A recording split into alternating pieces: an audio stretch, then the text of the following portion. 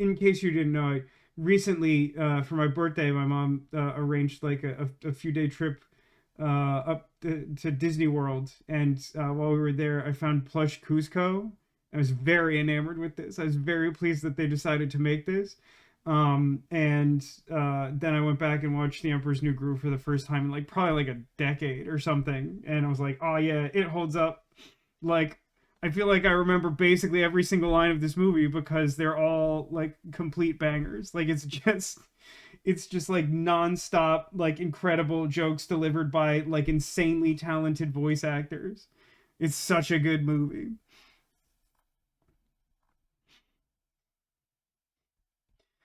How did we beat them here, Kronk? Well, by all accounts, it doesn't make any sense. Beats me. Isn't that Patrick Warburton? Yeah, Kronk is Patrick Warburton. Kuzco is David Spade. John Goodman plays Pacha, who's Kuzco's ally of sorts. Yzma, the villain, is played by Eartha Kitt. Um, and what's her name? John Goodman's Pacha's wife is played by I want to say her name is Wendy Malick. She's like most recently Harrison Ford's character's wife in the show Shrinking. I think her name is Wendy Malick. I might be misremembering that because I remember her as her like character name from like a sitcom from the 90s, and I've just like never properly like learned the name of the actual actress. um but yeah, but it's like dang, like what a cast, man. Even like there's like a throwaway character at the start of the movie who I forgot is like voiced by the person who does the voice for like Piglet in like the Adventures of Winnie the Pooh from the 90s, which I think carries over to like a few of the other Winnie the Pooh properties, but like just it's a stacked cast. It's so good. I'll leave some amount of that in. That's fine. Uh, Ahoy, landlubbers! It's me, your Captain Vasco speaking. Hi, hello, welcome, hello. Hi, I'm waving to you. That's right, I'm waving to you. If you're watching this, hi. Currently, it is Saturday, July 18th, 2026. It's really like deeply concerning to me how deep into July we are. Like it bodes like really poorly for like life management. For me, I was talking yesterday about like I've been like struggling to get caught up on work because like all the circumstances outside of my control have just like set me really far behind, and like for the first time in like literal months I have like an opportunity to try and get caught up, but it's been like insanely difficult because of how far behind everything is. Um so like yeah, I would love for it like not to already be like approaching the end of July for those logistical reasons. Um July also, of course, means that Hallmark is releasing Christmas movies. That's right. You thought that Hallmark was content releasing holiday TV movies from like Halloween to Christmas Day. Nope. They have taken to releasing a small number of them throughout the month of July for Christmas in July. That's right. The joke's on you. You thought you were safe to go back in the water because it's summer, but actually it's Christmas time. I invited my mom over to watch them. It became a whole kerfuffle, but I just briefly wanted to share with you the anecdote of like, because I was talking like when I came back from the vacation, I was talking about like all the like, just like the weird little like food dilemmas that like occurred, you know, like at the resort and some of the other like little things. Um, but like so like you know, we consulted on like what we should order to eat, and we like settled on we ordered pizza from Little Caesars Pizza, and so like they we ordered like two pizzas, and then like my mom realized like, oh, like there's a thing where we'll basically like get a discount if we like order like one more side. So like we ordered a side that like came with a drink, and so um we order the food and we wait for it. It shows up. It doesn't take like super long or anything, and when it gets there, they delivered like one pizza the side and no drink and no second pizza. I'm like, that's like fully like half of the order. Like that's like kind of a lot percentage wise of the order to forget about whoever was responsible for this. And to that I say, like, this is why we can't have nice things, which is a joke archetype that my brother always used to like when we were younger. I don't know if he still thinks that's as funny as he did back then. But yeah, I've always really been partial to the, if something is loud and someone says anything, particularly if they mention how loud the thing is, just yell what really loudly back at them. My mom somehow hasn't gotten tired of me making the same dad joke constantly. Did someone say pizza? Yes, Sniper just in fact I said pizza twice because we got pizza from Little Caesars. Pizza.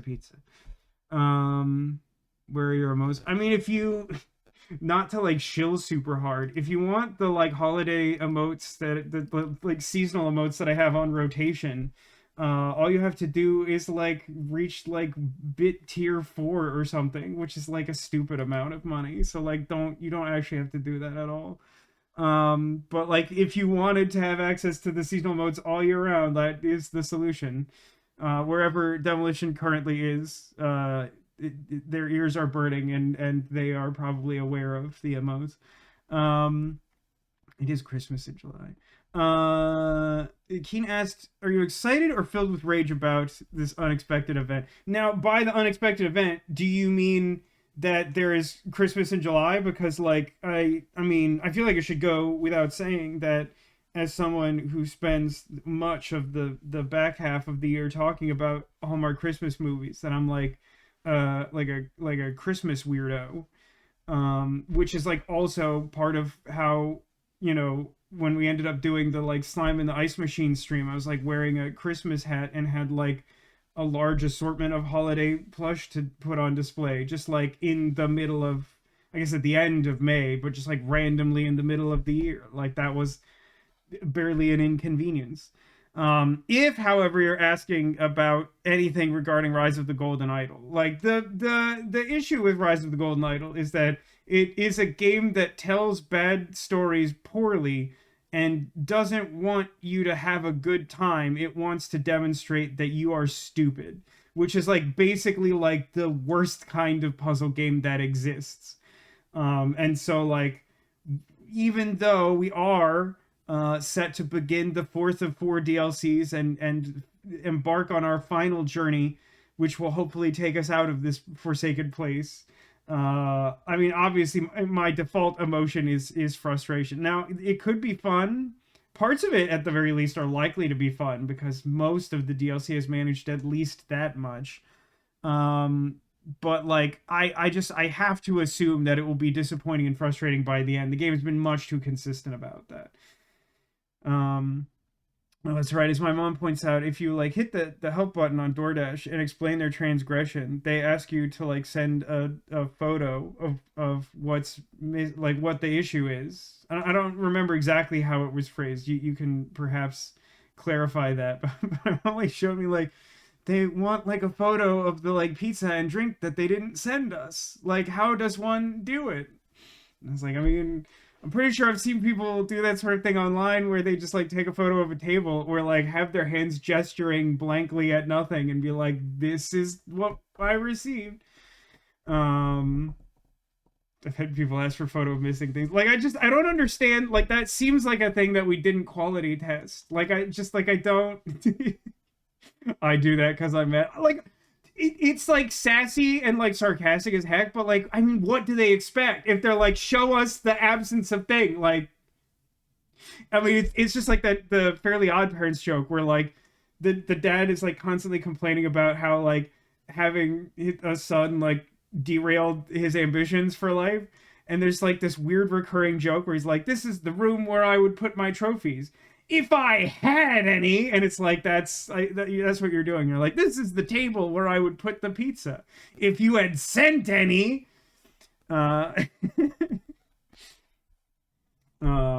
we had a good time. I mean, it's just, I don't tell you these stories to complain. I just like, for one, occasionally things do happen that are like worth truly complaining about, like when that dude caved in the ceiling of my kitchen on my mom's head, and it was like one of the worst things that's ever happened, and like guy didn't like seem to give a crap that he had done this like at all. But like, it's kind of just like to demonstrate the running theme of like what it's like to be me, and to a much lesser extent like why we can't have nice things. um yeah. Did I have any other? I feel like there was like one other thing that I wanted to mention and is not coming to mind. Something about something. It's gone now. Well, I guess hopefully that answered your question, Keen, about my emotional state.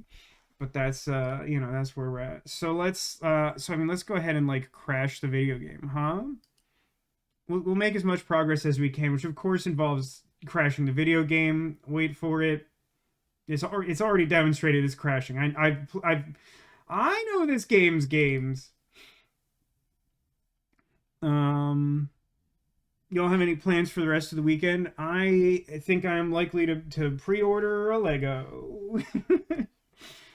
I've been debating and putting it off, but I'm pretty sure I'm going to pre-order some of the One Piece Lego that's due to come out just a couple weeks now because it's so late in July. That's distressing. Guess it means I don't have to wait that much longer. I was like super stoked when they announced those, and it felt like it was like 1,000 years away. Now time makes fools of us all, huh? Okay, let's put the sound back on. I work with warranty stuff, and I accidentally requested someone photos of a stolen device. I'm like, I wonder how he's gonna get that. It'd be really funny if he did, though, right? Like the person like there's like a delay on their end, and you're just like, I don't know what's gonna happen, and then there's like some like cops or like Dog the Bounty Hunter style photo of him just like like holding like a culprit to the ground with like the stolen laptop on the ground next to him, and he's just like pointing to it or something. It's like, okay, Oh, you passed the t-shirt test, Sarah. Gosh, it really has been a bunch of time if you already got those results. Like that felt like that was like forever away from when you mentioned it. Well, congratulations. That's awesome. I really hope that like that opens all the doors and opportunities you were hoping for. That's really exciting. Amazon, do not get me started on Amazon customer service. They suck so bad. I hate them so much. Ugh. Anyway, let's go ahead and we'll hop into the downloadable content. So, I'm not going to recap any of the story that I don't have to, partially because it'll make me mad, partially because it rarely matters until it does, and there's no way to anticipate what's important because of how bad the storytelling in this game is. And like if you want like a mini rant that touches more in depth on this because you've been in and out of the game or something, like we can do that as we go. But like the truth of the matter is we are hashtag spite gaming, and what that really means is that like I don't know that this is the sole thing that it means to be hashtag spite gaming, but like when the game demonstrates that that its primary interest isn't in you having a good time, then like it activates like some contrarian part of my brain where I'm like, oh yeah, well I'll beat your game, and then no one will have any excuse not to. They'll be like, oh well, like you can't appreciate the game because you didn't play it. Like, nah, I played the whole thing and I gritted my teeth through it and it sucks and I hated it. But like, yeah, so basically the Sins of New Wells tried to like tie up some additional like post-game story elements for like a handful of ancillary characters that no one cared about because the storytelling in the game is really bad. Then the Lemurian Phoenix was absolute horror. It's just complete road apples. Just awful. It also it tried to like give more depth to the backstory of like everyone's like least favorite character in the game, and she only appears for like a second, so like it didn't even really succeed at doing that. And then finally yesterday we completed the Age of Restraint, which has some like really cool like visual elements, and like a couple of those segments were like pretty cool, and then like it just got up to the same old malarkey by the end where like it was really just much more interested in trying to have some like unpredictable twist instead of telling like a relevant story or making any of the characters seem interesting, which is like kind of the MO of Rise of the Golden Idol. But that brings us here, where we are now, where we will begin to play the Curse of the Last Reaper. And I mean, the game has lied to me many times and in many ways, but I think we can mostly agree that this at least strongly implies the presence of pirates. Now, I've been calling it pirate DLC based on this information, but I feel like I've also, in many instances, tried to clarify, like, as far as I know, the information given to me suggests that perhaps there will be pirates. But the most important thing to remember here is that whether or not there be pirates, whatever comes next will almost certainly be garbage. I just want you to know that right now. We're going to have a fun time, I think, regardless. Unless it's, like, super awful, like the Lemurian Phoenix, and it makes me, like, legitimately mad, and then I have to, like, practically, like, outline a speech for myself to tell everyone how much I've come to hate the Lemurian Phoenix. But yes, once we complete this, the game will be over. There will be no more DLC, and I really don't think they'll be making any more. Now, will they make another Golden Idol game? Honestly, probably. I get the sense that they would at least do a third one. I would really hope it's better than the second one, because the first one I think is really strong overall. It has some stuff I don't like in it, but like that's kind of how puzzle games do if we're being honest with one another. But like for so many reasons, like I think that Case of the Golden Idol and Rise of the Golden Idol are like night and day. They have like surface level similarities, but I think the games are extremely different, especially where it counts. Are you gonna play the third one? That's a hard question to answer. Much like, would I play Raincode 2? Which is funny, if you go to the Raincode subreddit, like, people there are, like, absolutely convinced that they will make a Raincode 2. And I've never seen any remotely compelling evidence that suggests anyone would spend money to make a Raincode 2. Especially considering how many, like, important characters they ended up killing off in that game. But I guess it would just set it in a new place and make a bunch of characters with ridiculous names like Seth Burrows. Alright, it is time. We are now afflicted by the Curse of the Last Reaper. What a horrible night to have a curse. Alright, these folks are Lemurians. They have the, like, Sentinel sigil. And there's also, like, an absolutely cartoonish cliche Jolly Roger. So, like, you know, dialing it to 11 on subtlety. Pay heed to the Curse of the Last Reaper. A horrifying tale for the ages.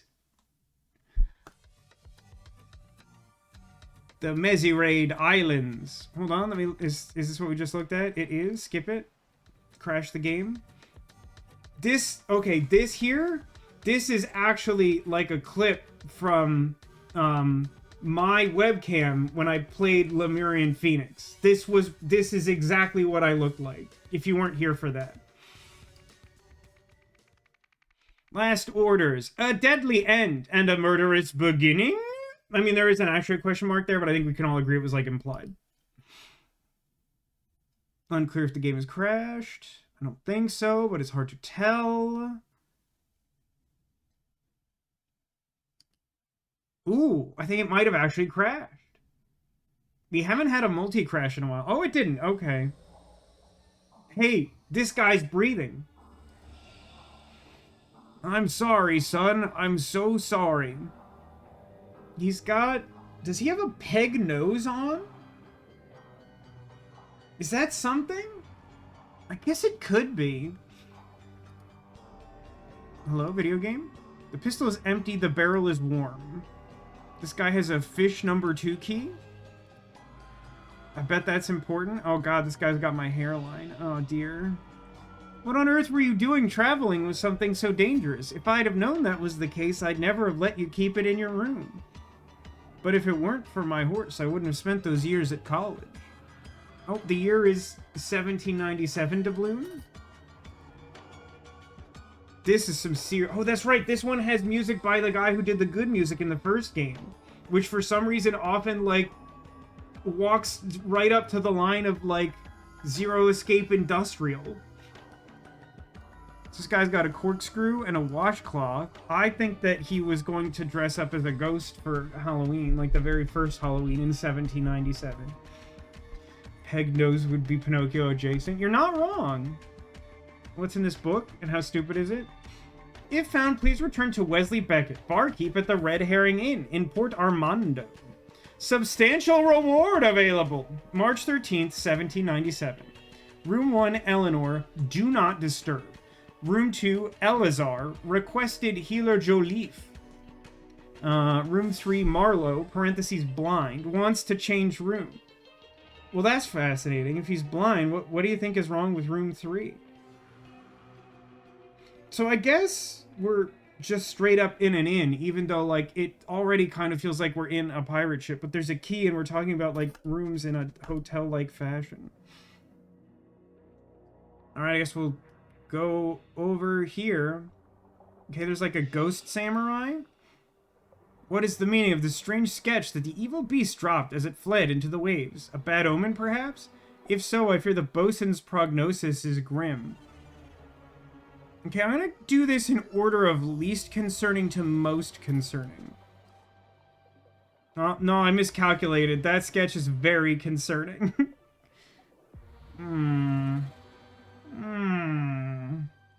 Dear mother.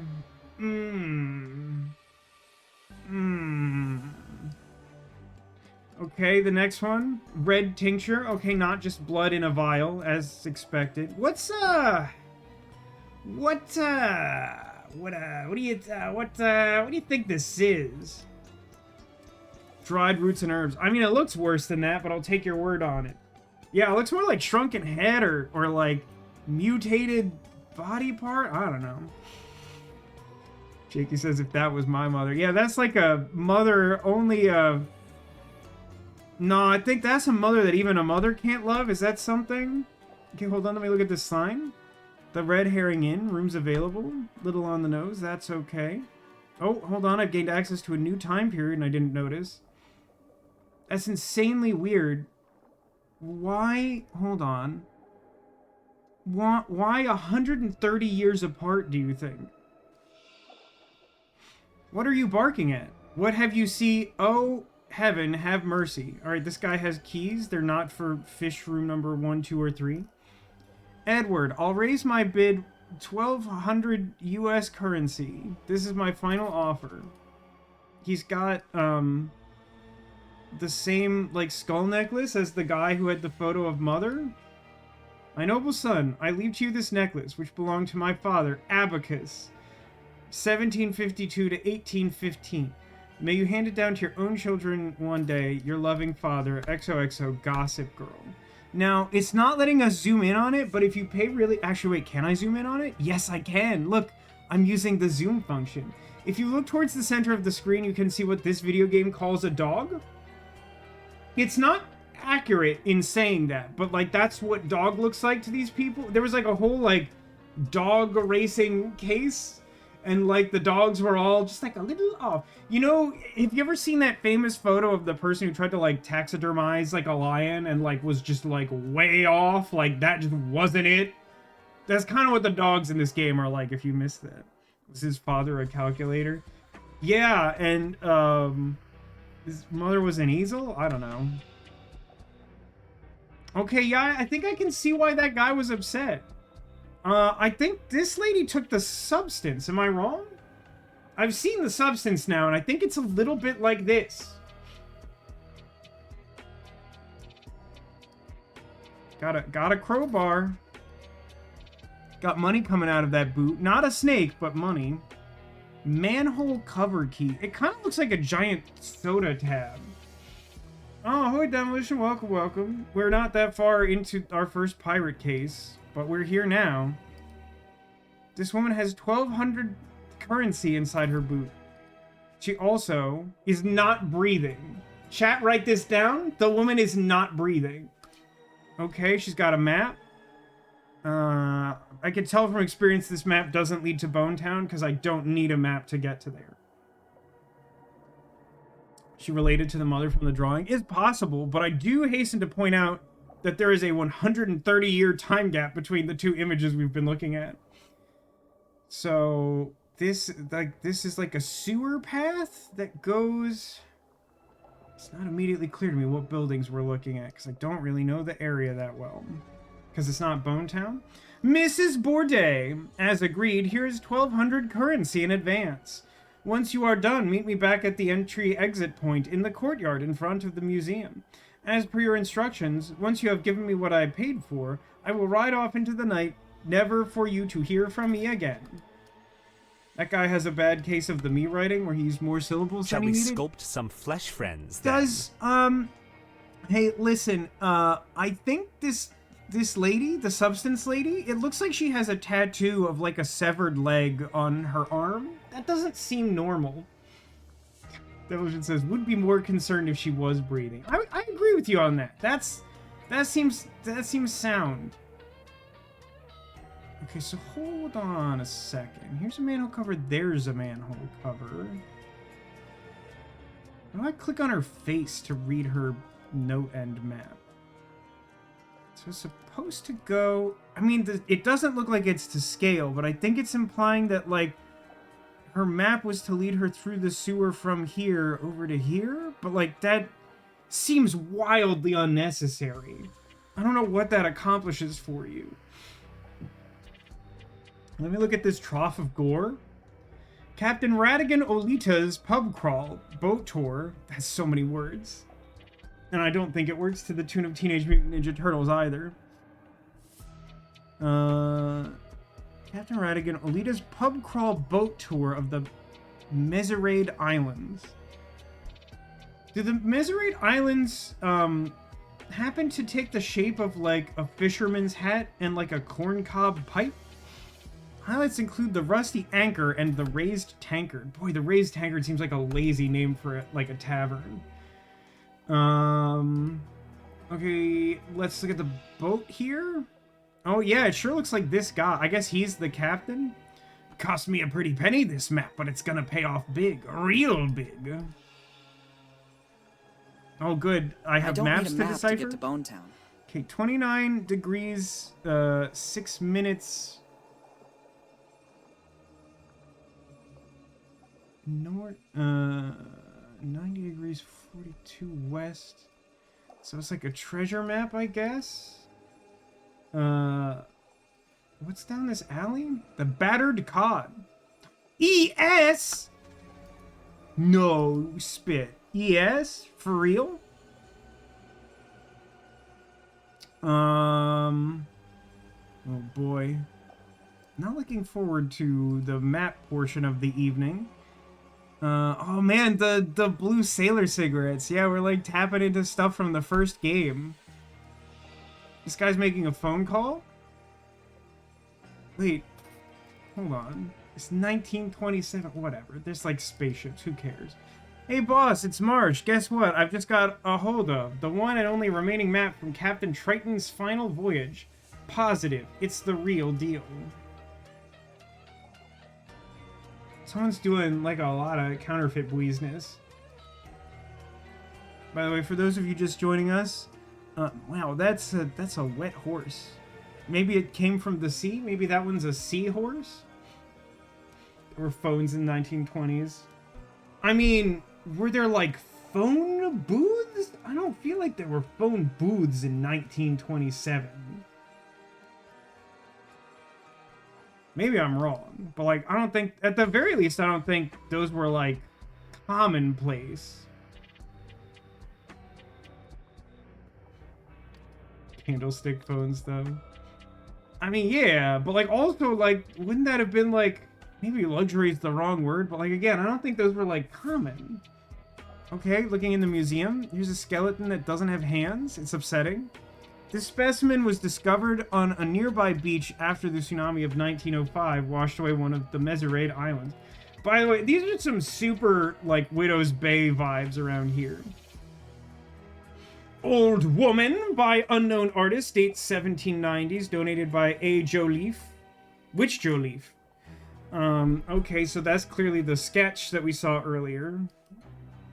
Flintlock pistol, 1790s. Once owned by one of the pirates from Captain Triton's infamous crew who went missing along with their ship, the Last Reaper, after looting a Lemurian vessel. Well, there's your first problem. Don't ever look at or interact with or think about the Lemurians in this world. Oh, ahoy, Zagala. Welcome to the Vasco da Gama Video Game Computer Show. Good to have you. Birthday! I believe birthday has been called.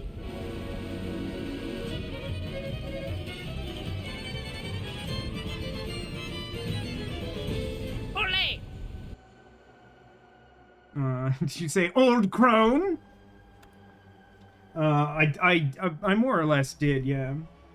I think I've actually talked about this on the channel before, but like years ago, like Netflix did like its own like Christmas movie with like Vanessa Hudgens, and it was called The Night Before Christmas, Knight.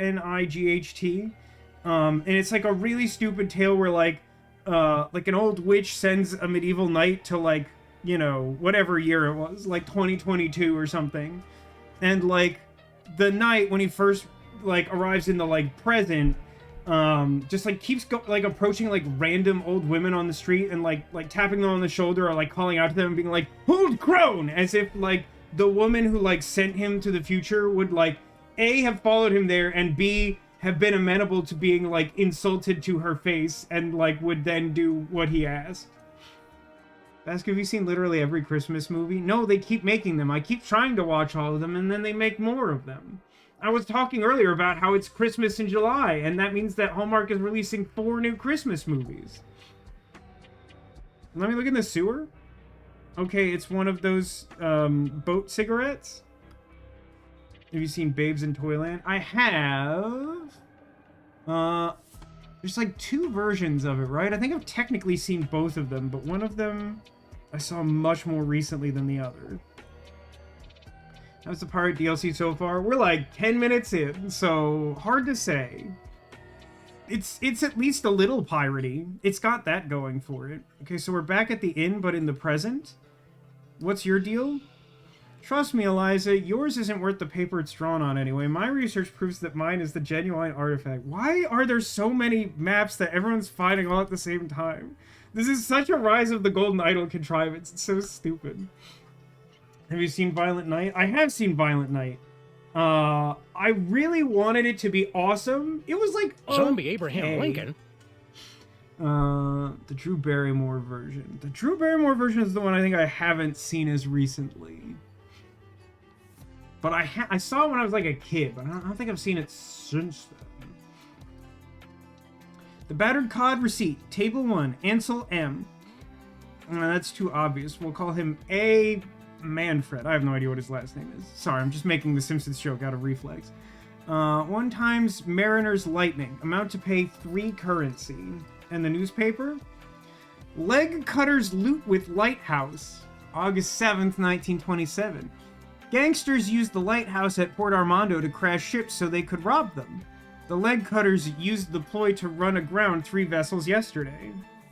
I mean, at a certain point, you got so many piled up, I feel like it's kind of the fault of whatever subsequent ships there are to just, like, not notice the pileup of busted ships on the rocks.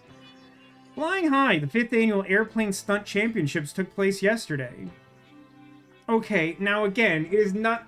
Listen, it's an alternate history. It's a world where UFOs existed, but, like, it feels super weird to me to, like, even bother to have, like, historical precedents at all, but then to be, like, 1927...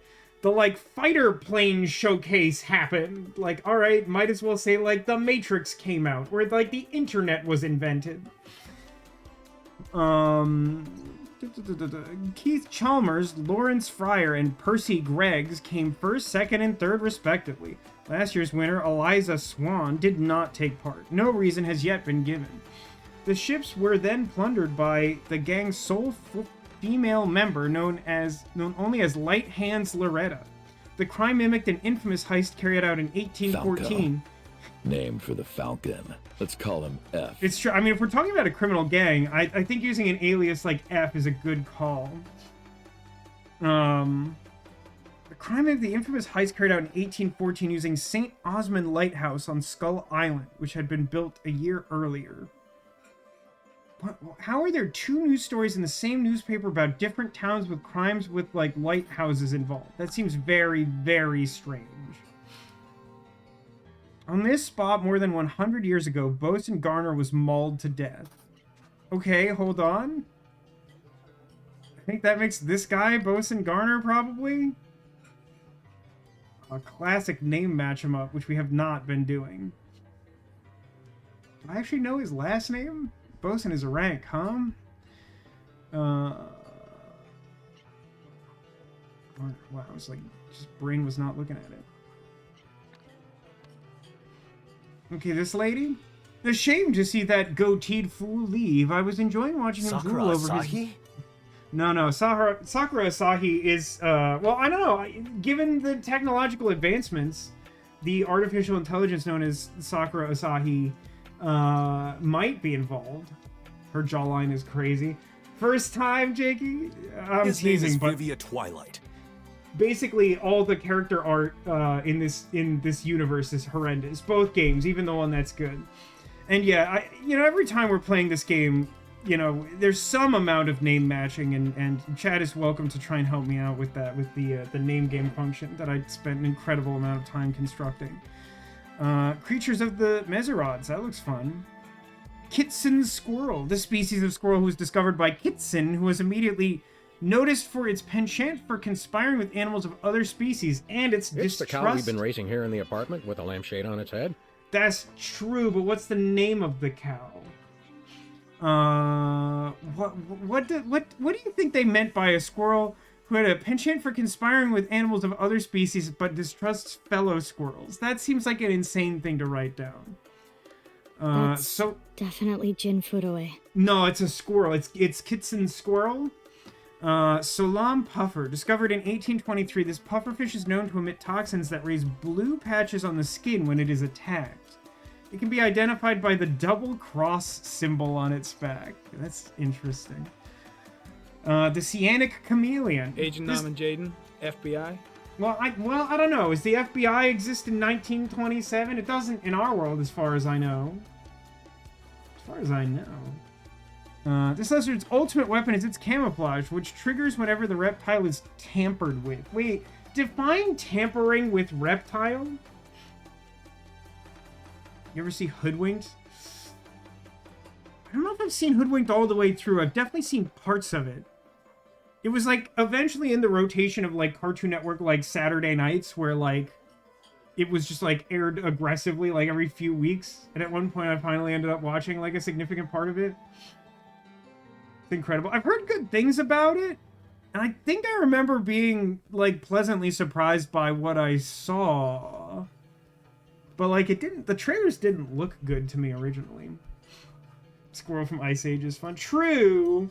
But I don't know that I would say that conspires with other animals, right? I feel like the other animals kind of conspire against it. Although I also, like, I'm not like a deep lore knower about Ice Age. I've seen like one, maybe two of them. Sarah says she wishes to tamper with reptiles. Hey, come to Florida. They're all over. You can figure out what it means. And the last thing on this page, tropical elephant. How does that fit with a pufferfish, a squirrel, and a chameleon? Only found in the Meserade Islands, this elephant has an incredible memory and never forgets to kill. Also has a fondness for shellfish. What is that? Is known to trample surrounding fauna when panicking. Well, same. Oh, hold on. It's like a library checkout card. So...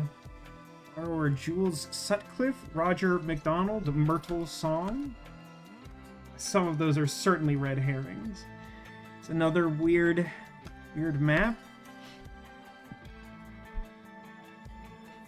The annals are free. The annals are free. You can just pick them up and take them home. I mean, they are. I have to point out for people who aren't able to look at chat that Sarah typed these messages in all caps. And is very excited about it.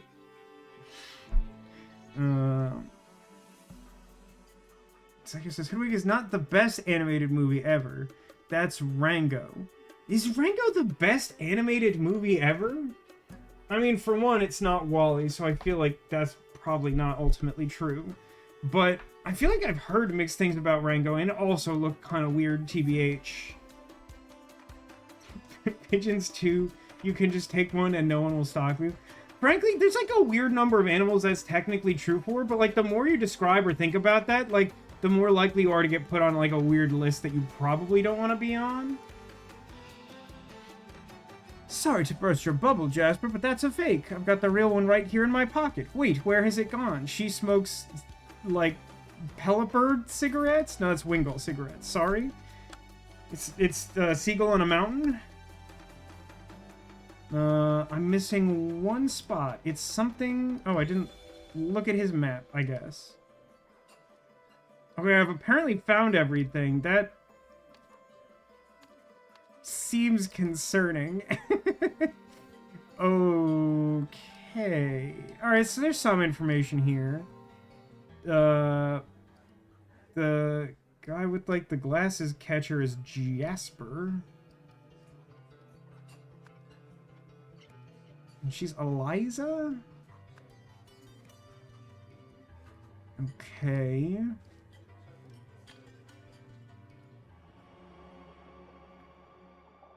Joleaf. So the Joleafs possess...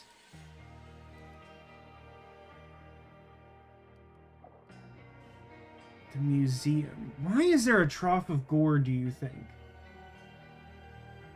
Have you never seen Rango? No, I have not seen Rango. Jakey says not a lizard Clooney. fan. I mean, I'm not one who necessarily needs to learn what it means to tamper with a reptile. The ducks in the park are free.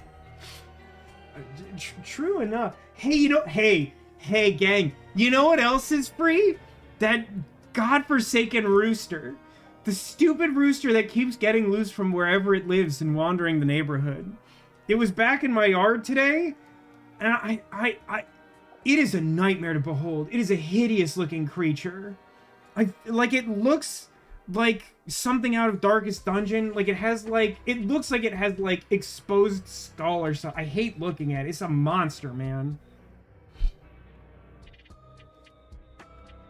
It's all, well, to be honest, my mom points out that, like, when she was here today, she heard, like, 2 distinct rooster crows, indicating there may be more than one rooster wherever this rooster is supposed to live. And this one, I think this one is a different one than the one that, like, terrorized me for a week, like, last year in February. But, like, that one sucks so bad, I hate that guy. He just, like, comes around, like, stands, like, directly outside the walls of my house and, like, crows like it's daybreak at all hours. He sucks so bad.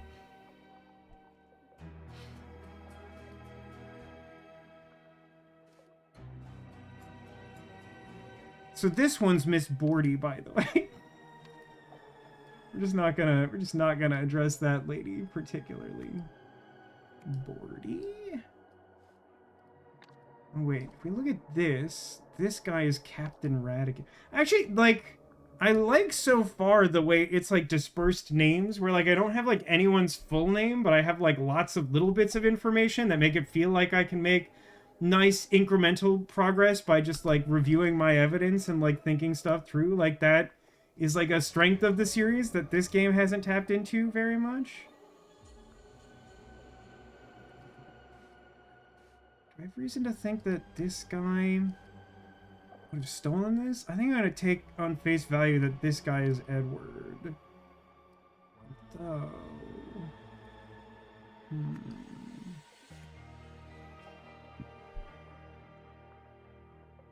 Ask you simply must watch Rango. On a scale of 1 to 10, how true is that statement? That rooster is huge, but I left it with feet away from the van. Oh, I didn't realize. I thought I, like, saw you clock something, and I thought you were just, like, concerned about, like, the yard project that we didn't get done. But, like, yeah, it's, like, really big. They're really big. They're much bigger than I thought they were.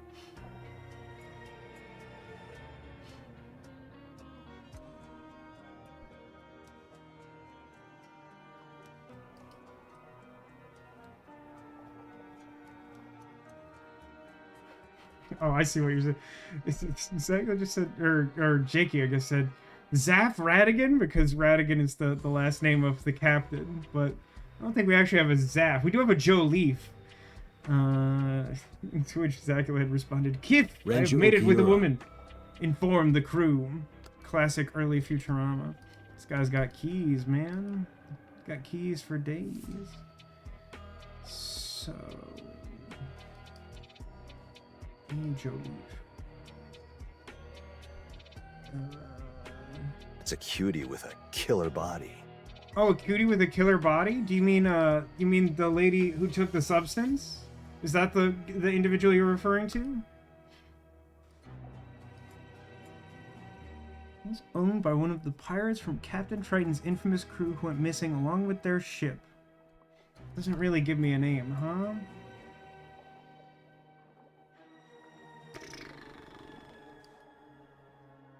Map fragments, huh? Oh yeah, this guy's Marsh.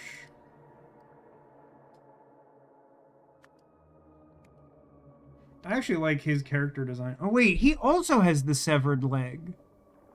So that's like, oh wait a minute. Newspaper.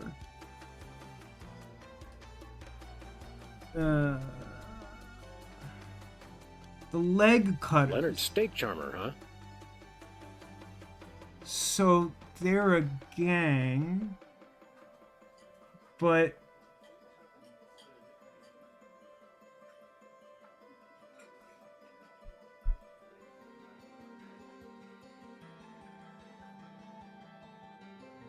I mean, this is confusing. Is the weird, like, unbelievable coincidence of the two stories with the lighthouses supposed to mean that I should take the names from the second story and apply them to the gang? I'm gonna say no for now. He also has the severed leg. Is the severed leg in possession of multiple people? It's a tattoo. I assume you're on, like, mobile because you're at work, Zacula, but, like, they have, like, a weird severed leg tattoo on their arm, which feels like a weird vibe.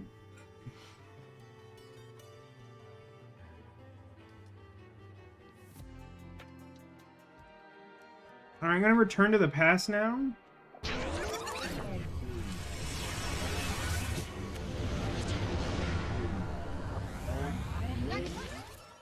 Okay, welcome back. It's 1797. For those of you who missed it, Dear Mother. Now, I know at least one mom in chat, my mom. Hi, Mom. If someone commissioned, like, artwork for, like, Mother's Day and it came out looking like this, how would you rate that experience on a scale of 1 to 10, do you think? Any opportunity to press that button. It's a good button, and frankly, I spent an insane amount of time getting it to work. I'm actually really worried that if anything ever happens, I won't be able to make it work again. I really need to, like, reverse engineer what I did with it. Oh, Zach, so you did miss this before, right? This? Dear Mother?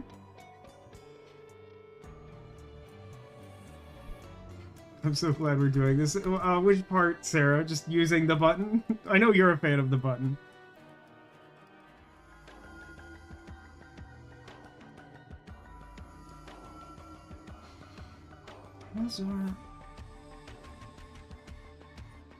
So he has the key to room 2, so he's presumably Eleazar Garner.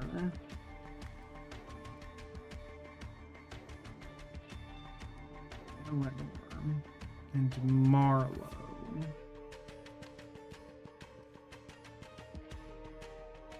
This guy doesn't, like, immediately look... Why is he carrying a washcloth and a corkscrew? Guess that just means he's like a bartender or something? Exactly, you've made the sad face. Can you explain why you've made the sad face in my chat? Okay, hold on. Response from my mom. Not a rating from 1 to 10. A response, however, of I would set the picture on fire and never speak of it again. That seems like a measured, like a really emotionally guarded response. I feel like I'd be a lot more dramatic than that. It's so weird how little information is available in the past. This man has a red tincture.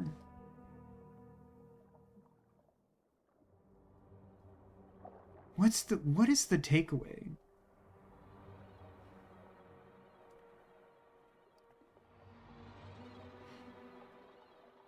If so, I fear the bosun's prognosis is grim.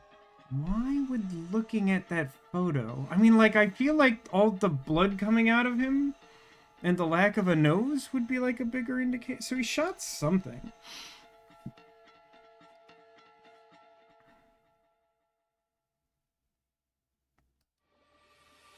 It's really weird how little information exists here.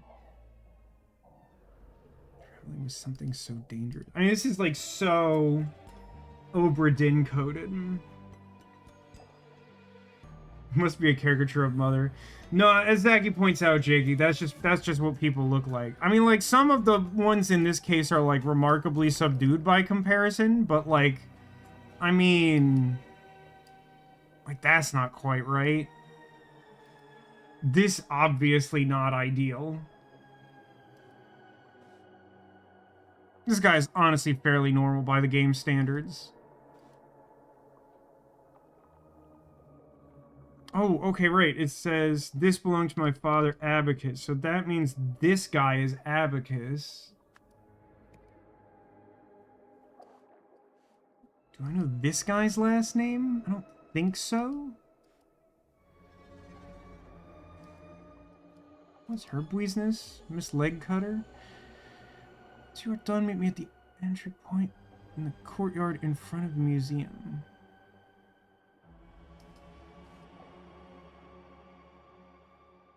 These instructions are somewhat unclear to me.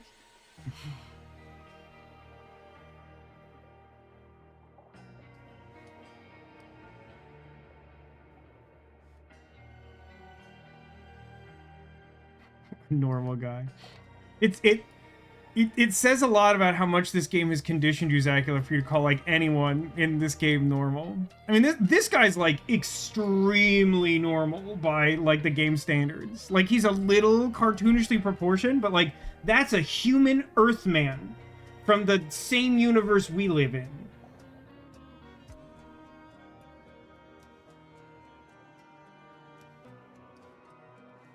Abacus normal. There have definitely been weirder names, such as... Leonard Steak Charmer, huh? Legitimate Johnson, Nigerian prince. Legitimate Johnson, the Nigerian prince. That's certainly a name. That's a normal name that a normal person would have. Alright, so this lady doesn't smoke the relevant kind of cigarettes, which tells me something, but I don't know what. I'm really not... I feel like this animal business has something to do with Yon Maps.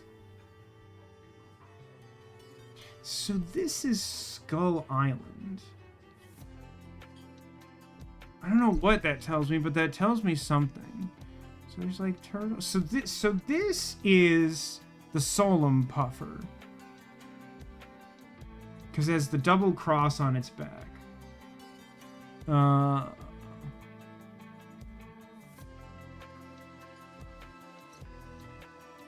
I don't think I see anything that indicates the squirrel. Wizard's ultimate weapon is camouflage. Don't really see that either.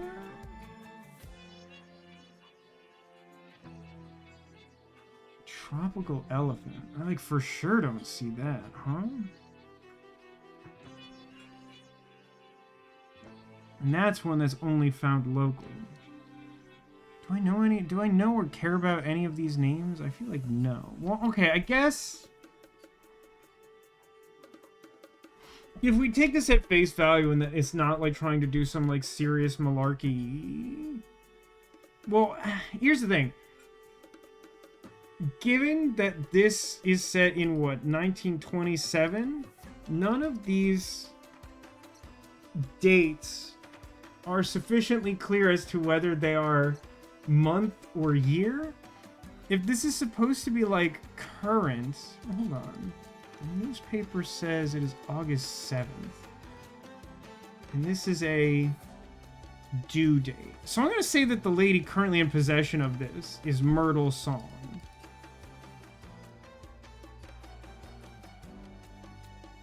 I think I mentioned this earlier, but like this case, someone researched at some point, like allegedly has the same like composer as the first game, which had like consistently good music, and it's good. It's really good. About Monkey Island from Shadowrun. I think I don't think that's right. I think some part of what you said is not correct.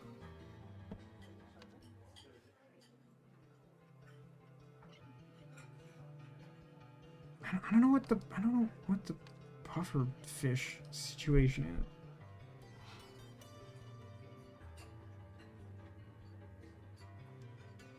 So like this lines up with this, right? And like this island shape is like also similar, and like that could correspond feasibly.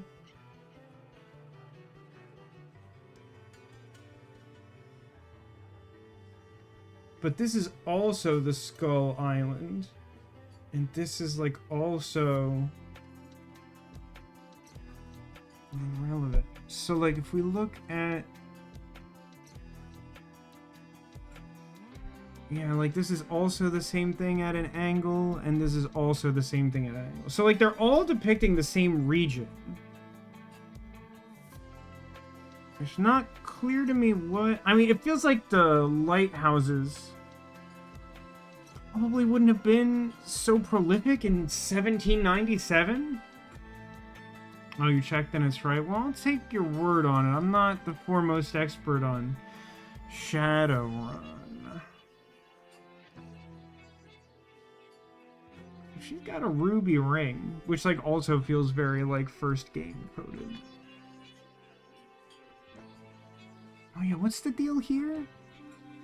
Ansel M. Do I have evidence of who was here? It's like an empty, like, wine glass kind of thing? Oh yeah, also, I mentioned that my mom and I were watching a Christmas movie that Hallmark released for Christmas in July, and like, there was like this weird detail early on that ended up coming back around where like this woman like ran like a Christmas market for her local community, and then like she made like a little like Christmas town model of like the place where she like worked with them in the Christmas market.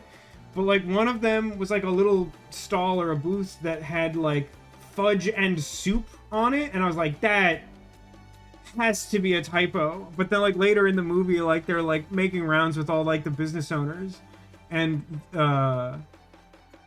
like a character like goes to buy soup from him, or goes to buy fudge from him. He's like, yeah, I like fudge. And he's like, do you also like soup? And he's like, I mean, I guess. And he's like, because I have soup in a jar. And for some reason the soup in a jar was all like solid dry ingredients. And it's like, I don't think that's soup in a jar. I think that's something else. Fudge and soup. Yes, fudge and dry soup, Zacula, which, before you ask me, dry is not the correct consistency for soup. I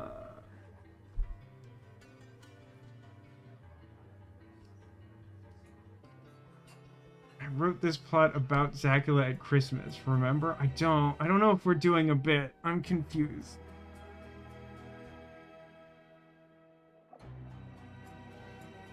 I feel like there's some insight to be gleaned from the shape of the implied map here. It's like Protean Hulk, but wetter. What a truly unique experience to evaluate. Age-O-Leaf, Age-O-Leaf, Age-O-Leaf. What the heck is Age-O-Leaf? Have I seen a Joe-Leaf, do you think?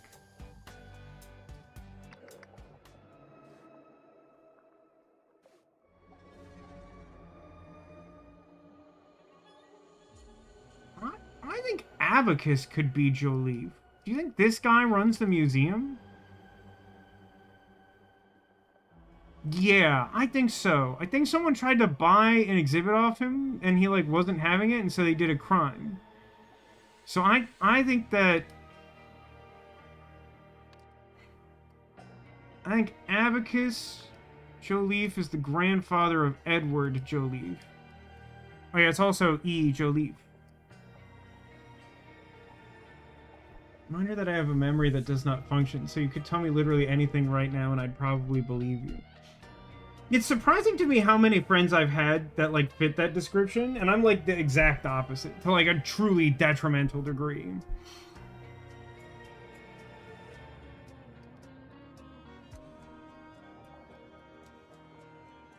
I mean, I got a lot of names right now, but not enough of them.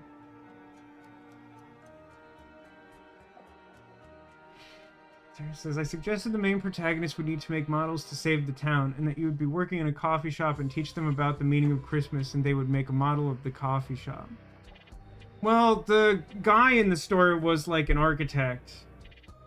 And, like, had designed, like, a perfect structure to house the Christmas market, which, like, didn't have a place. It was a very... The plot was, like, a real mess. Because, like, there was a whole thing where, like, some, like, allegedly kindly old man was trying to, like, retire with his family.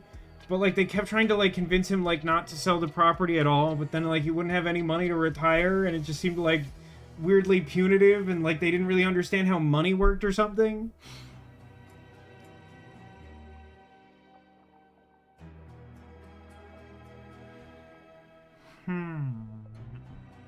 Your leg cutters. I mean, the leg cutters thing feels important. I feel like the only way that, like, I could possibly glean anything important is if it had something to do with the rest of this article. As, like, seemingly arbitrary as that is. Keith Chalmers, Lawrence Fryer, Percy Greggs. Last year's winner, Eliza Swan. Oh! I have an Eliza. She's Eliza Swan. The ships were plundered by the gang's sole female member, known only as Light Hands Loretta.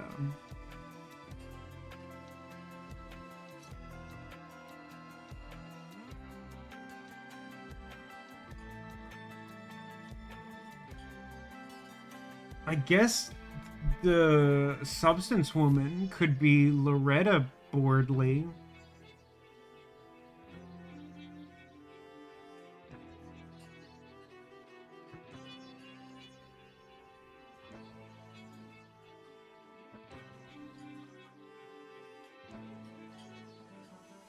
Oh.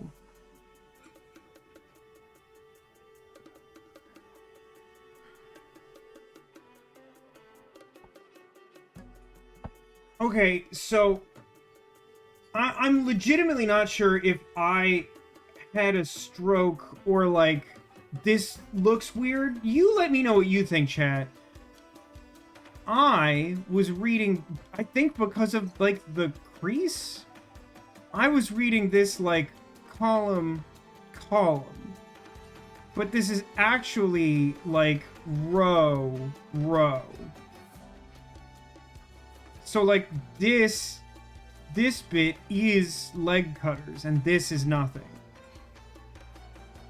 So, gangsters at the lighthouse at Port Armando to crash ships so they could rob them. The leg cutters used the ploy to run aground 3 vessels. The ships were plundered by the gang's sole female member.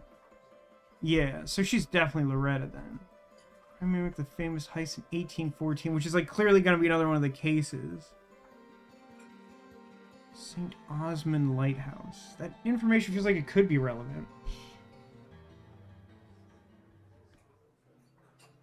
That's wacky. Okay, so it's not, like, completely me. Like, there's at least, like, some reason to feel like that's odd.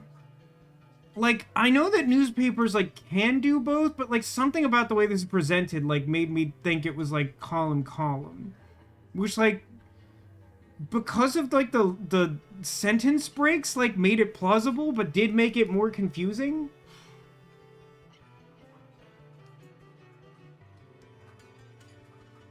A cybernetically enhanced space marine with no memory of his past.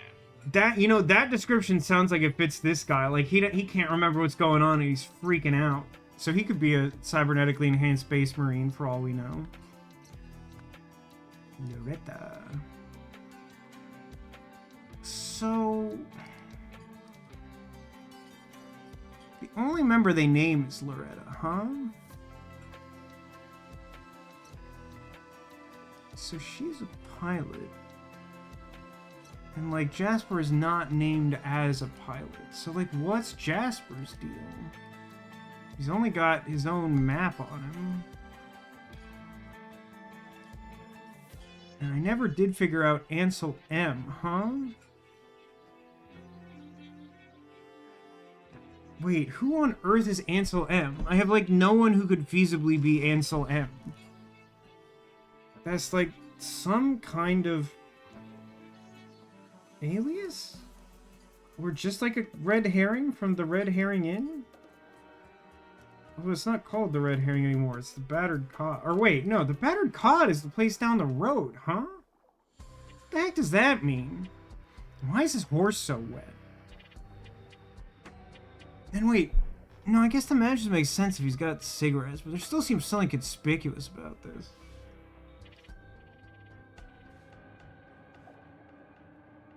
And what do you actually say to the guy?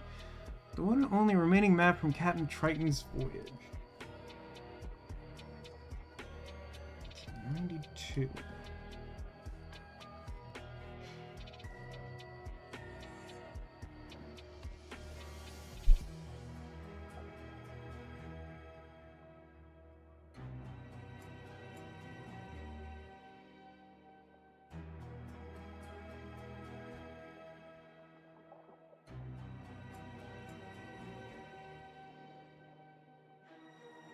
Oh, I misread this. What proves that each map is not the original from 1797? That's interesting. So, that tells me they're all wrong. So that gives me some context for what I need to be looking at. There are a bunch of, like, random historical details. This specimen was discovered on a nearby beach after the tsunami of 1905 washed away one of the Meserade Islands.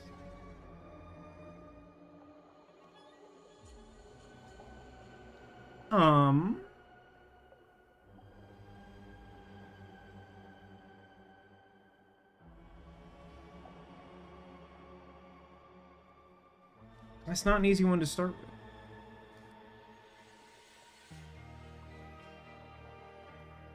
Old crone. What's wrong with the skeleton's arms? Had bonitis. I think it was that guy's only regret.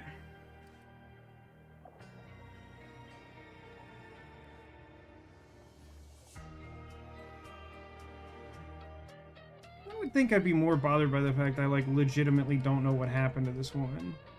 But it is the golden idol. It's a little interesting she had both the crowbar and the manhole opening key or whatever. Again, not the most appealing restaurant name. What's that one that you really liked in, like, Northridge? The, like, stinking crayfish or something?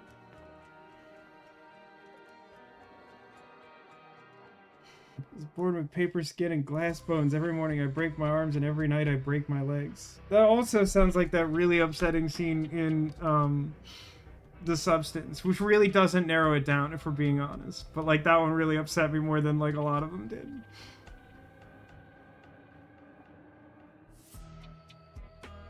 Let's include rusty anchor and raised tankard. There's something here that's important. I don't know what it is.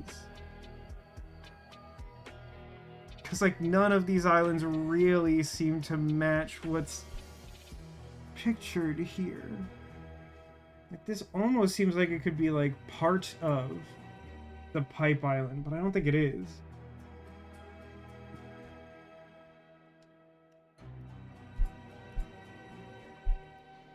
It's from SpongeBob back when it was still real weird. I haven't watched in ages. Is it normal now? So hang on a second. Your book. Discovered in 1823. Now I understand. So this can't be a 1797 map because this fish wasn't discovered at that point in history. And then if we look at the newspaper,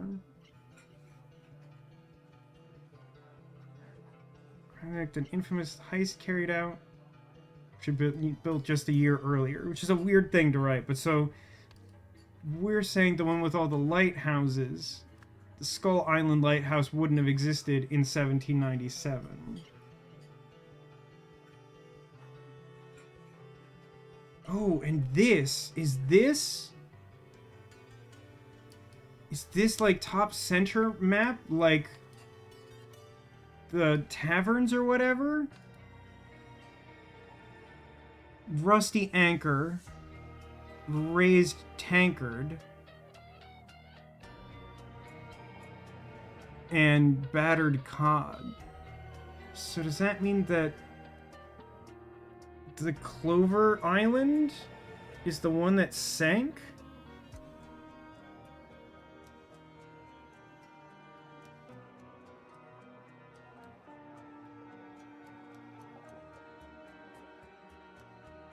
Or no. This should depict the absence of an island that would otherwise be here. That's the problem, right?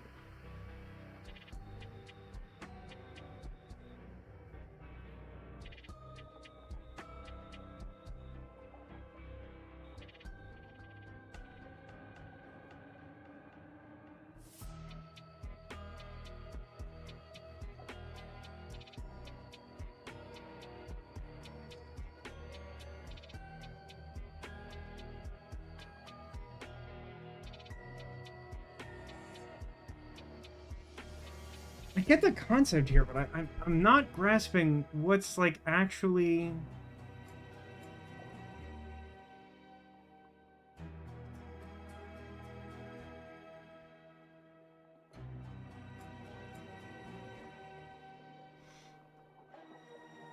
Is this part supposed to be like the bottom edge of this? And so if we turned it, I think it would be on the wrong side. That doesn't seem right.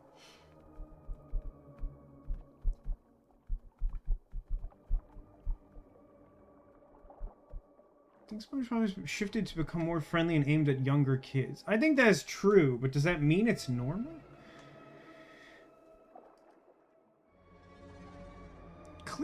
Clearly something here. Something.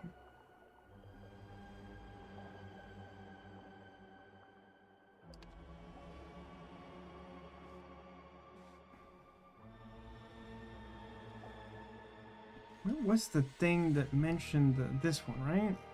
This specimen was discovered on a nearby beach after the tsunami of 1905 washed away one of the islands.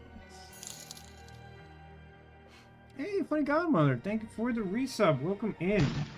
How's it going on this Saturday night? We made it to the Pirate DLC. We're hashtag Spike Gaming at levels heretofore unknown to humanity. And also to whatever species that the majority of, like, humanoid figures in this game belong to. Nearby beach after the tsunami of 1905. Do we know on which of these islands we currently reside? It's not Skull Island. Is it the one near Skull Island? Or is it the one that's like at the edge of all these maps? This is a cool little mini game. I don't fully grasp everything. After the tsunami of 1905 washed away one of the islands. So this, I don't know why I had it in my head this was linked to this. So it's probably not that case, right? There would be like a more recent map that's missing at island.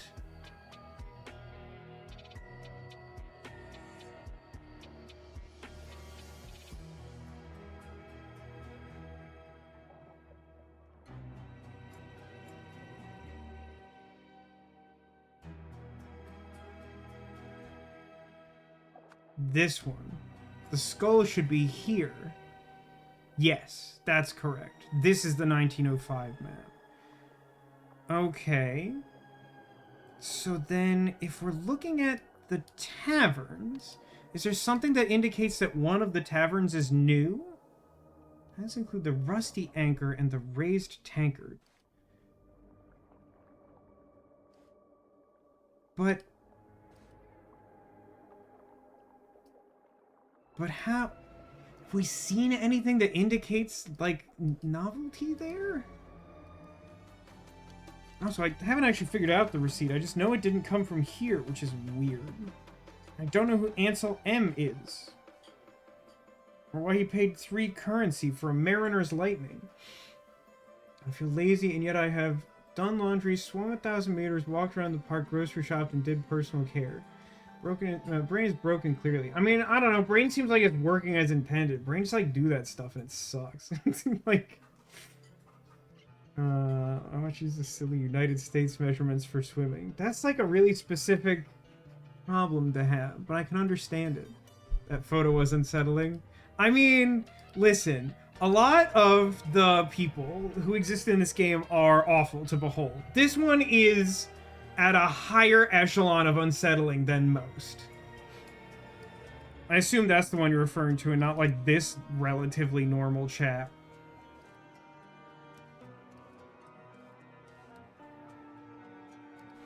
So like this guy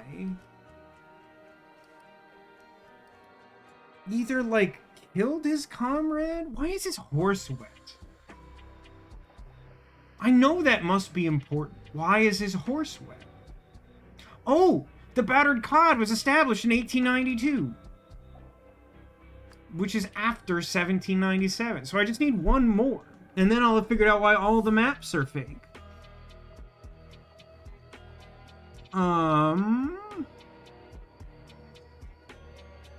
Something of... What is this map showing? Like... resources? Imports? It's showing, like... coffee beans? And, like, peppers? And alcohol? And... like, anime wall scrolls? I don't even know what that top one is.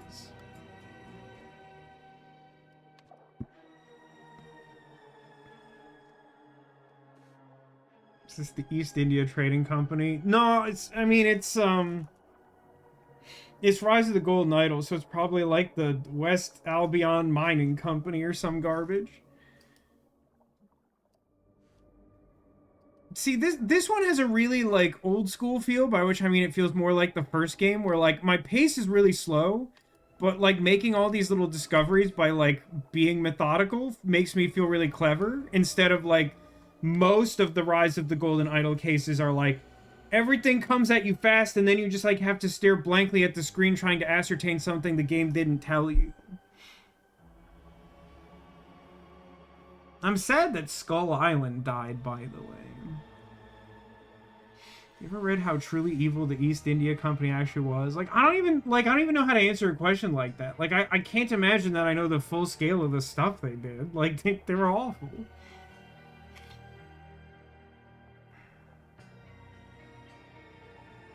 Oh, wait a minute. For the one true original, use this. So wait. Here's the question. Does that mean that because I'm down to 1, it's I mean, I suppose I might as well try, huh? I did it. I found the real treasure map. I am the king of the pirates. So who's the one who has that?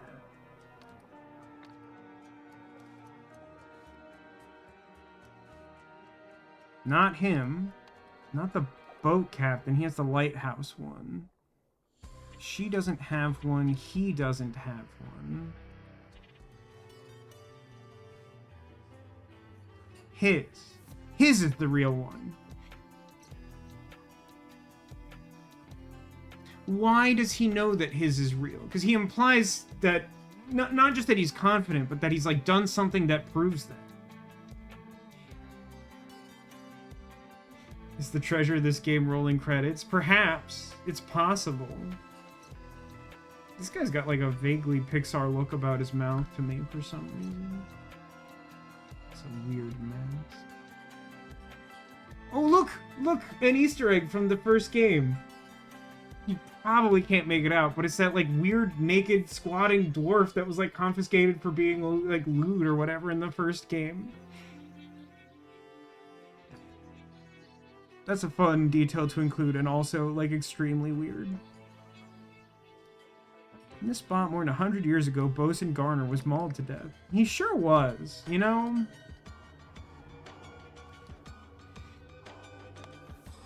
Oh, I'm an idiot. The barkeep, this guy, he's got to be Wesley Beckett, because he's got, like, the corkscrew and all that. Yeah. Wesley Beckett.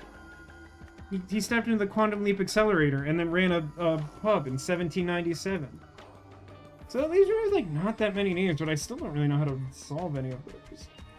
What would you do if someone walked up to you and said, "You've got a vaguely Pixar look about you"? If they weren't specific about features, I would probably still assume that was largely complimentary. I will say one of my friends like randomly like complimented me this week and was like, I was watching the old Spider-Man movies to prepare for the new Spider-Man movie, and I've decided that you have like kind of a Tom Holland look about you or something to that effect. And I think my response to that was like, thanks, I'm not sure about that. Mostly because I have terrible self-image, I guess, is the real thing. My sister says, I've been told I'm vaguely Muppety. Pixar seems like a compliment. I mean, again, like, depending on the context, I don't think Muppety is, like, an insult. There's certainly some context where it can be. I know that, like, at least in Britain, sometimes people use Muppet as, like, interchangeable for idiot, but, like, very contextually, not, like, generally.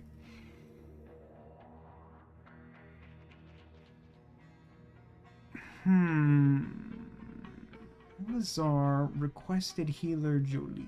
So Joliffe came, and that's why he mentions the prognosis. Okay. Lenore in room 1. Do not disturb.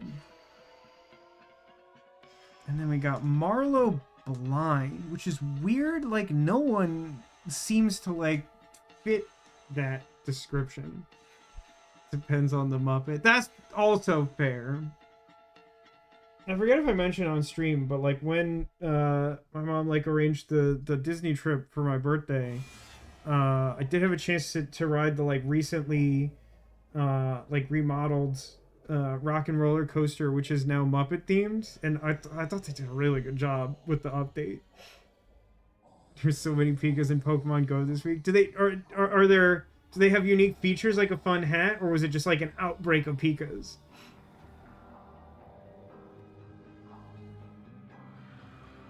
I feel like there's supposed to be more I can get out of this ledger.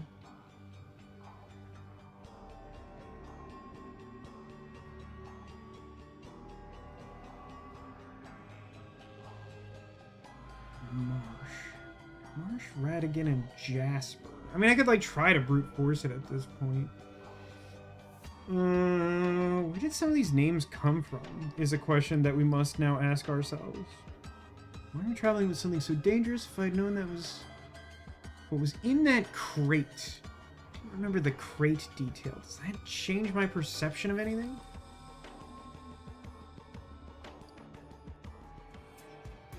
Past just is like so little of relevance.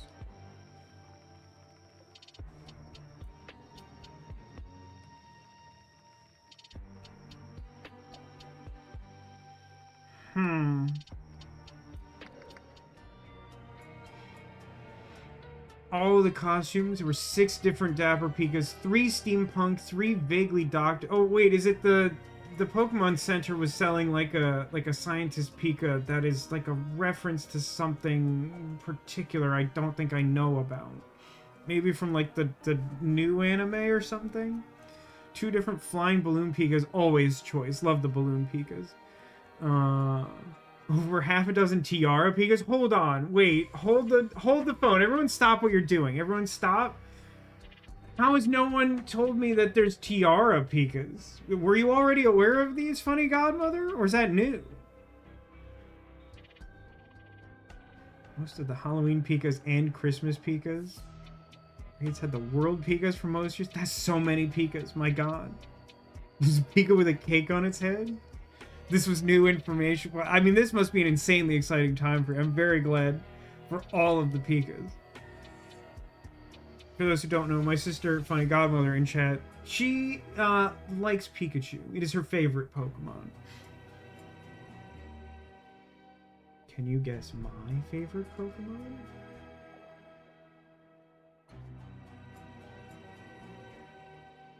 Don't spoil it for anyone who doesn't know. Like I'm supposed to live life like a person? I know.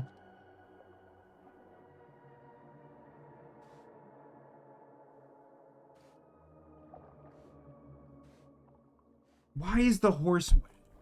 Someone tell me why the horse is wet. Does anyone know why the horse is wet? Why would the horse be wet? And why is there a trough of gore that's like completely unexplained? I don't think I need to know anything. Okay. Oh, it's Captain Radigan Olita. It's not a last name. That's a whole name. That's an entire name that you gave me. Alright, that's 2 more names to fill. Jasper's last name and Marsh's last name. Well, some things we can do. I mean, I guess we can start by taking all of the names that we have and getting rid of them. Garner, Leslie, Beckett, Abacus, Joliffe, which is also Edward Joliffe. Then we've got Liza Swan, Radigan Olita. Oh, no, put that boat back. Myrtle Song. Then we got like Jasper and Marsh. Am I missing any of these? Joliffe, Myrtle Song. Oh, Loretta.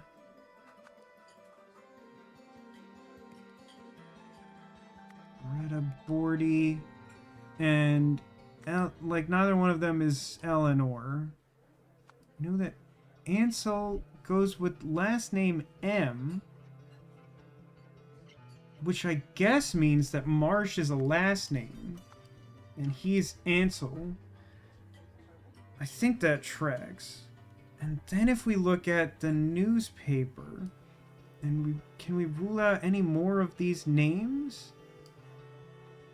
From this stuff? Percy Greggs, Lawrence Fryer, Keach. No, none of those are there. So where are these other names from then?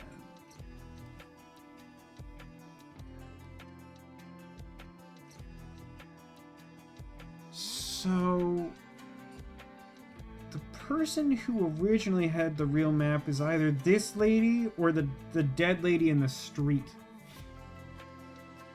Someone came out of the water like a bizarre fish person, obviously. The thing is, like, I don't know if you're joking, but I think that might be the implication. Like, for real, Sarah? Like, I don't know. Vasco, I don't think you want to know why the horse is wet. You might be right about it. Favorite Pokemon, Vasco? I'd have to say that's no secret. Well, you know, I like the way you put that, huh?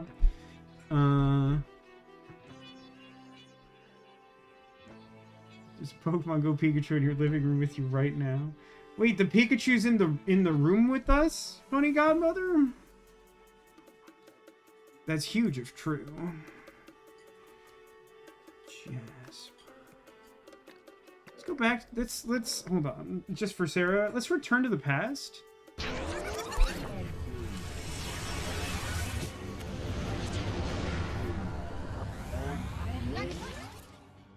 Okay, it's 1797 again. And then... Okay, so Marlowe's the blind guy. So that can go in the dump pile, along with Ansel at this point. So...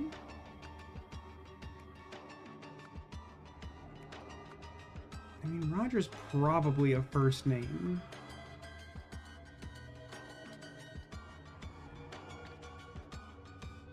Music is crazy, man. Not you. I'm sorry, son. I'm so sorry. That feels relevant. That might not be relevant till later because this game is obnoxious.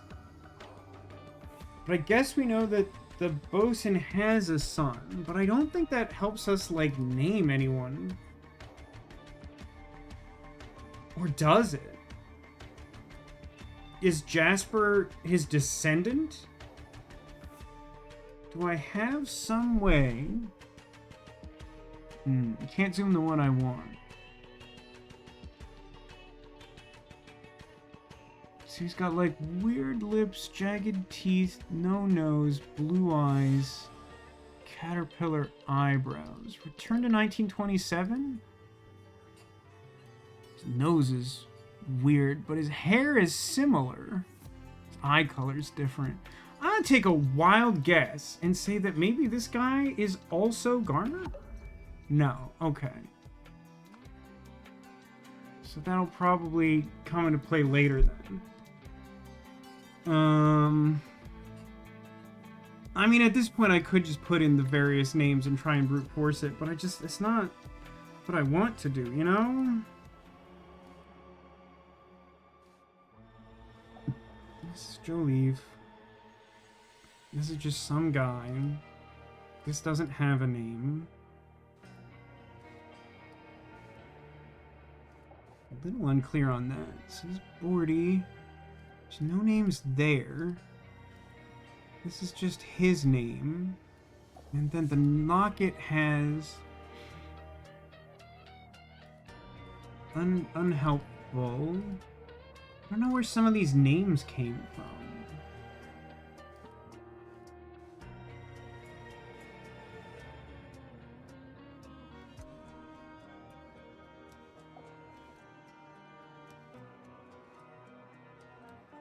Ugh.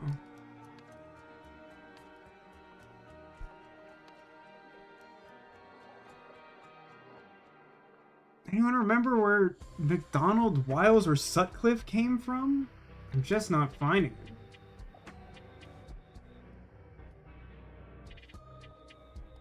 Tough part about the way these games handle things.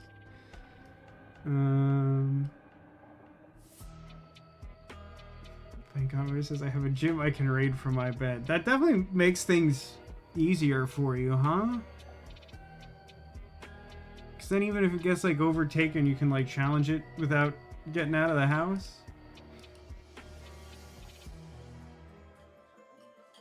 Oh, wait a minute. Wait. Sutcliffe and McDonald. So that means his last name is Wiles. Did I do it?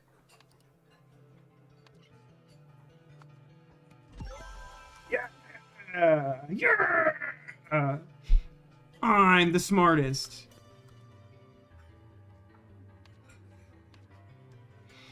In 1797, a blank, who in turn blanked the blank. Afterwards, blank, blank a blank outside. In 1927, blank hired blank to blank the blank from the blank's blank. You keeping up? However, blank tried to blank with the blank, so blank with a blank. I mean, could they make it any more obvious?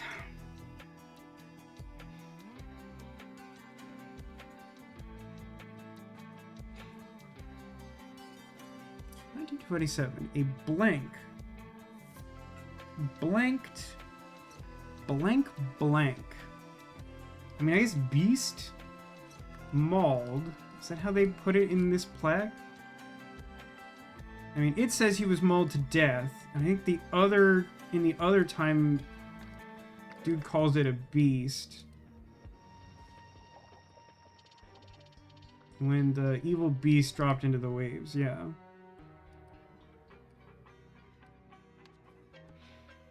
So it mauled, hold on, Eleazar Garner, who in turn shot the beast, presumably. We know his gun was used recently in this snapshot.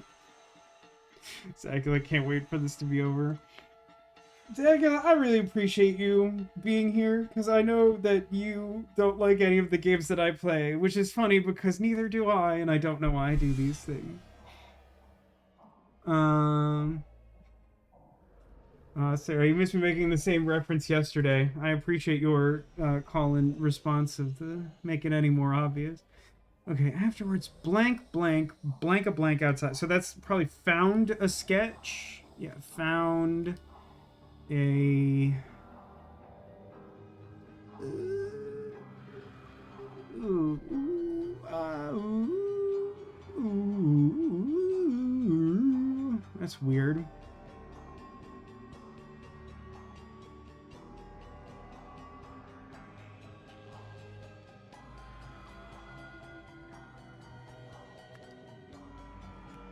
Is it supposed to be map? I feel like the thing he found outside is the sketch, doesn't he?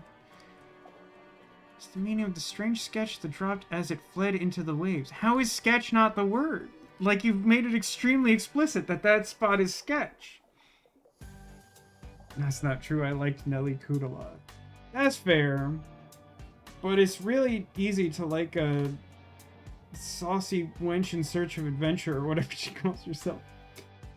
In 1927, blank blank hired blank blank to blank the blank from blank blank's blank. Okay, so that set of blanks is Edward Jollife's museum.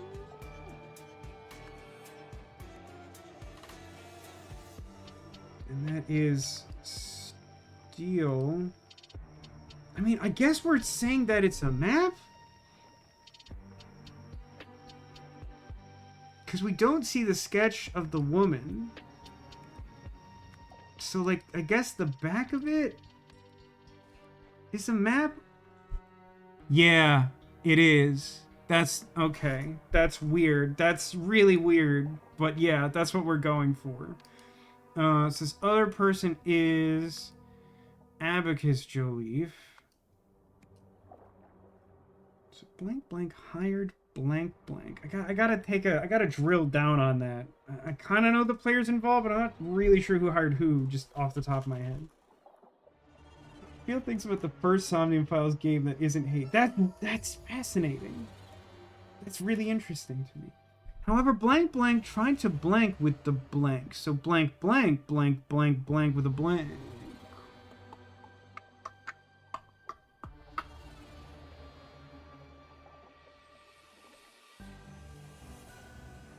However, blank blank tried to blank with the blank. Is... Hold on, let me return to the present. By which I mean 1927. I can't see her arm. Is she a leg cutter? Do I know that she's a leg cutter? Did she, like, work with the other lady and then, like, take her out?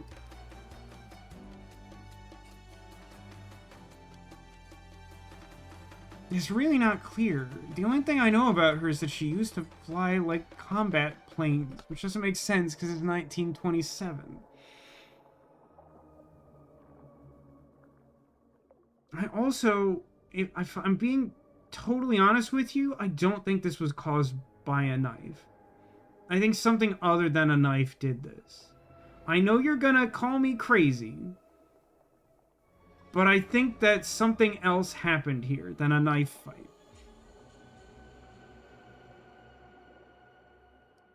It's such a funny... Zaka says, I actually quite like the Somnium Files, but probably not in the way Uchikoshi intended. What's interesting is I'm not sure what the way Uchikoshi intended was.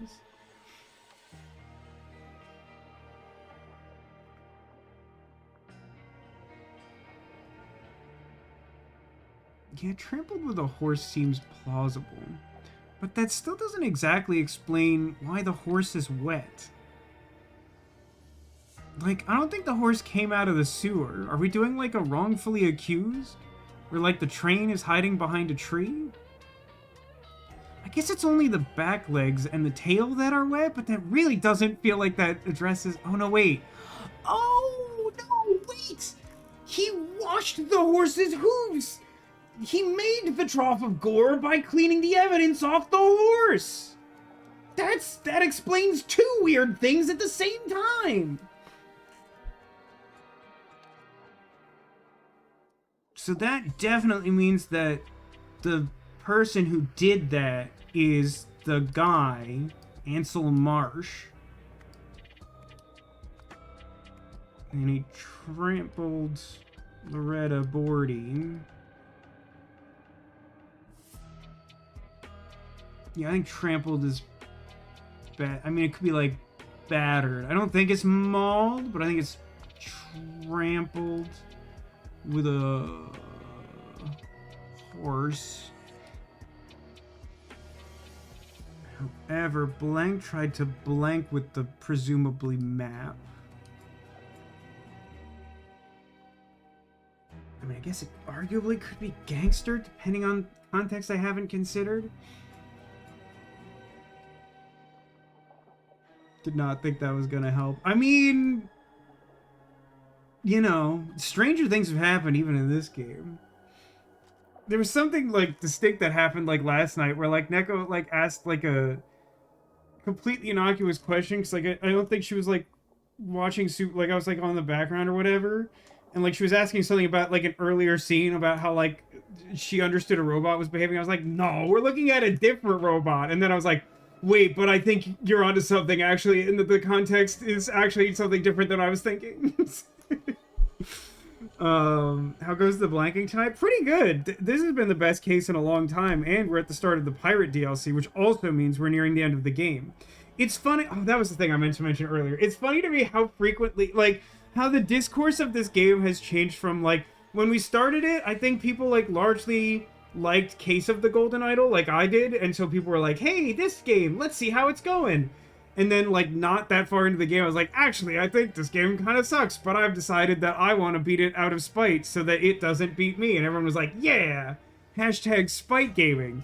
And then, like, as the weeks have ticked on, there's been more of a response of, like, have you not beaten this game yet? Or, like, are you gonna beat the game? Like, it's a very no, it's true. Like, I like this because, like, the information is all here, and, like, unlike some of the other logical leaps, I think this is, like, a key distinction between Case and Rise, where, like, I feel Case was, like, a lot better about, like, making the subtle environmental clues something that, like, by themselves make you ask a question.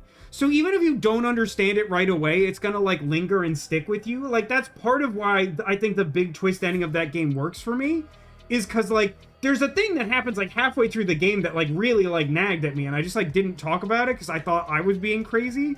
And then, like, ultimately it was like, no, like, they actually, like, set up, like, a big crazy thing that was really satisfying because they, like, laid a solid groundwork and, like, gave you reason to question it and think about it, like, way far in advance.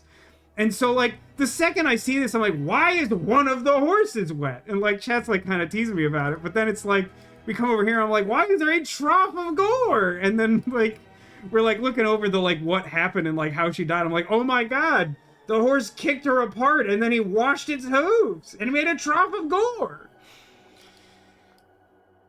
I don't remember the first game being this long. I don't remember how many parts are in the first one off the top of my head on the playlist, but I do think this game is longer than the first one, which is criminal considering.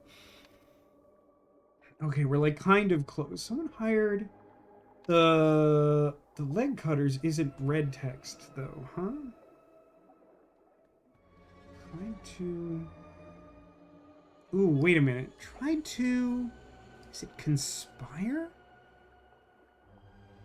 As agreed, here is the money in advance. Once you're done, meet me at the entry-exit point in the courtyard in front of the museum.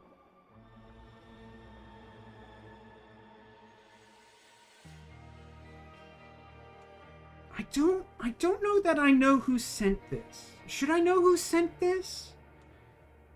It's the 1200 in advance.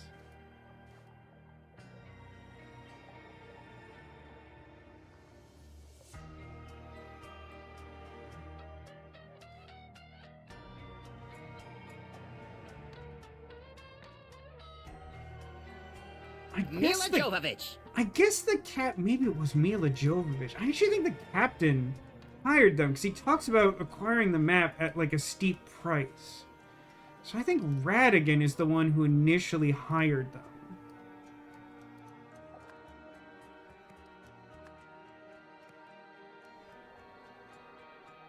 Hired Blank. However, Blank tried to blank with the blank.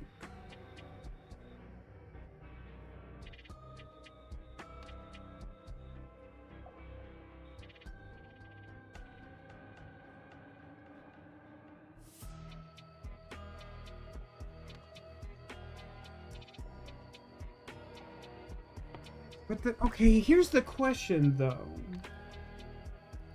it feels like, I might be mistaken, but I think this lady had the real map. So what, if I'm right about that, at what point did that happen? And why did that stop?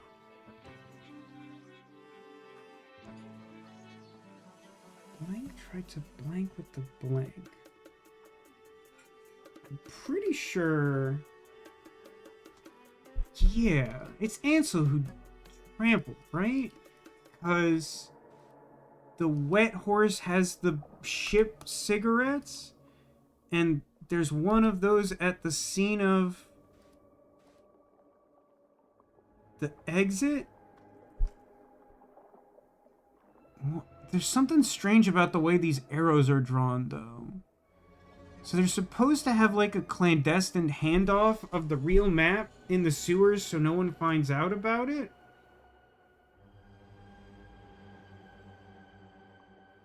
And her note says, once you're done, meet me back at the entry-exit point in the courtyard in front of the museum. As per your instructions, once you've given me what I paid for, I will ride off into the night, never for you to hear from me again.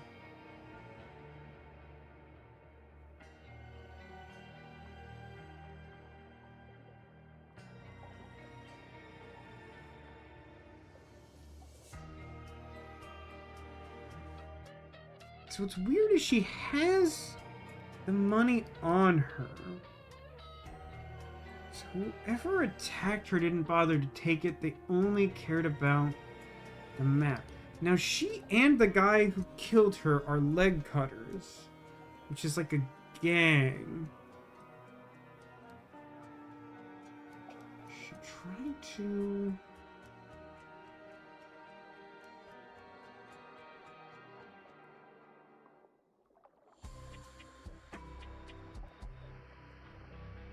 Is it conspire with the leg cutters? Is that possible? The week off is making it feel like it's been happening longer. That's probably true. Like, I don't think the delta between the two games is super huge right now. I think if we finish next Friday, like I hope is true, then I want to say this will have been like 9-ish hours longer. I don't know if that's 100% correct, because, like, there's variable amounts of, like, intros from me included in the, like, vague math that's being done.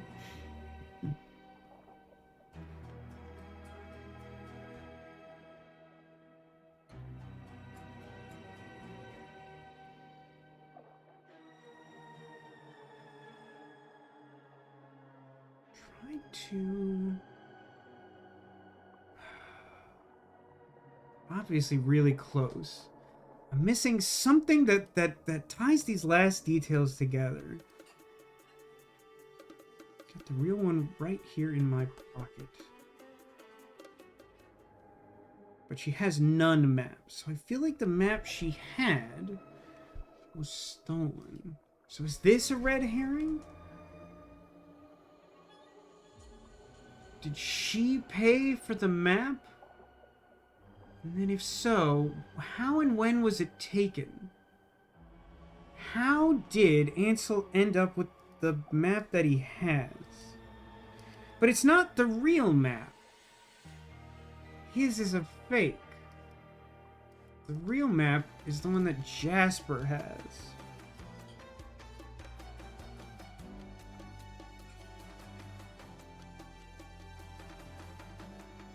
It's the reason that he knows it's true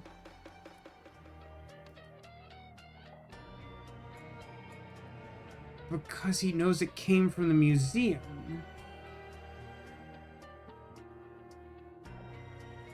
How does the existence of the sketch or the map change the prognosis of the bosun? Why could the boy suddenly speak Chinese? And how do you explain the chocolate cookies? 1920s.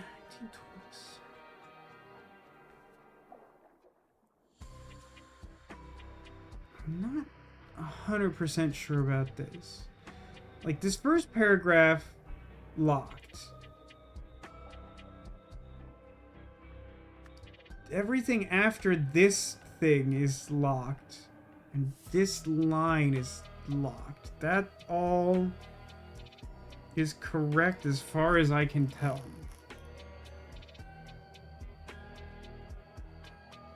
So who got double-crossed? How and when?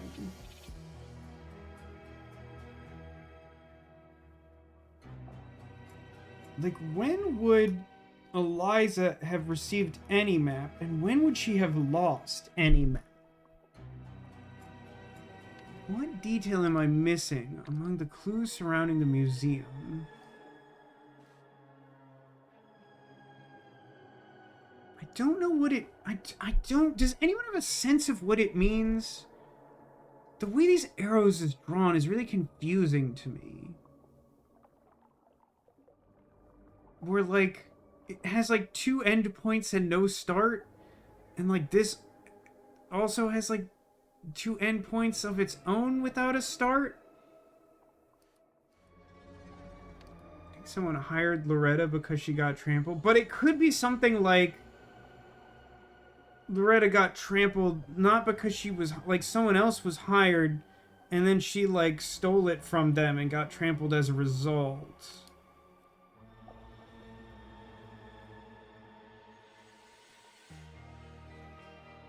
I think. I'm just not 100% sure.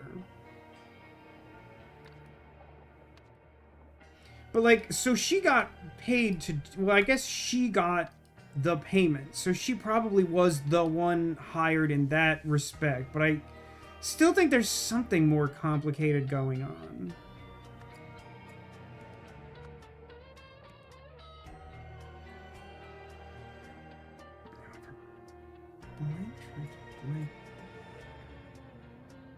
Like, what did she get in trouble for?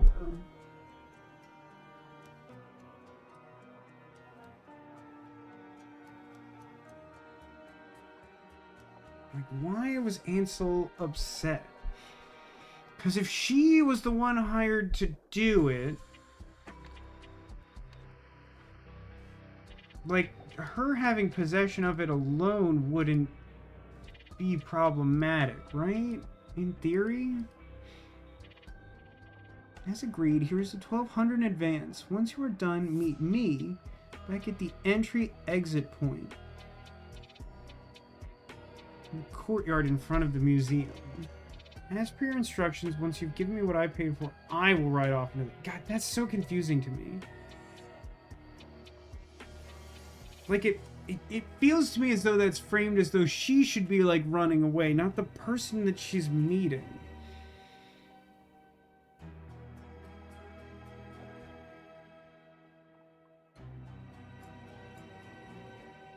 But the thing is, if she was paid by this...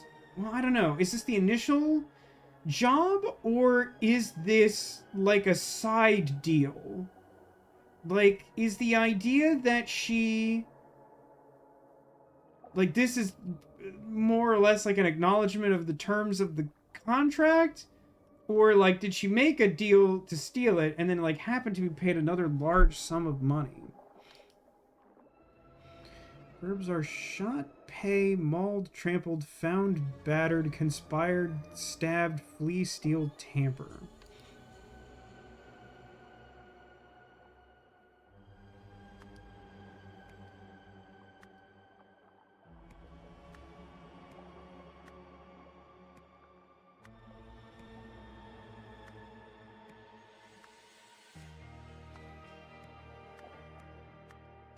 Like, this stack is ones that could, like, go in that blue. But, like, blank with the blank feels like it covers a lot of ground here.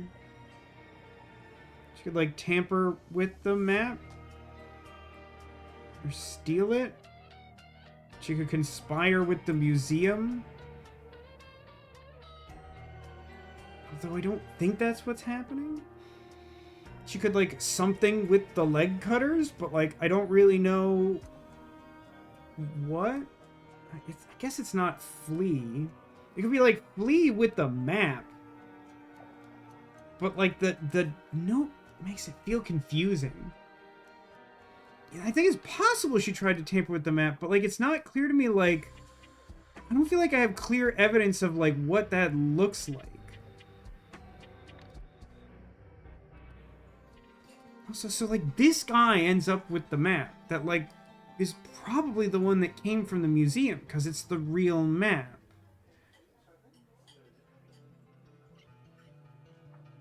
Is there something about this that should tip me off to it being tampered with? I think if that was true, then, like, it would have affected the map part of the puzzle. But it does feel like knowing which map is real is supposed to be relevant, right? Or we wouldn't get that whole didgeridoo, you understand? Blank tried to blank with the map.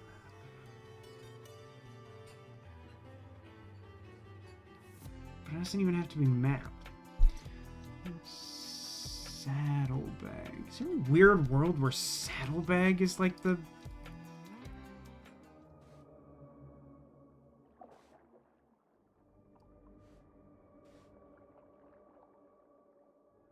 relevant? The cigarettes are like open? And that the matchbox is open? I don't think so.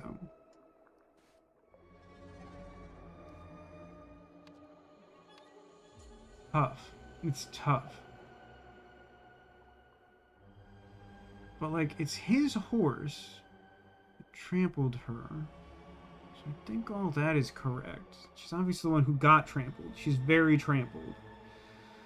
Excess combat damage was dealt directly to her planeswalker, her associated planeswalker. Yeah, tamper with the saddlebag is, like, plausible, but, like, I don't... It doesn't feel like there's a clear indication. Oh, wait a minute. Oh, that's interesting. ES were like the initials of like a major character in the first game, and I thought, like, I was kind of assuming that was like some kind of Easter egg or some kind of plot tie-in, because this game's like obsessed with that. But I think that just implies that that's Eliza's horse.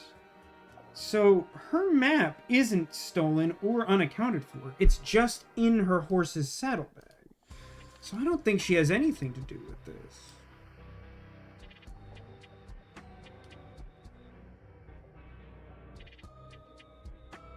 But there's something peculiar.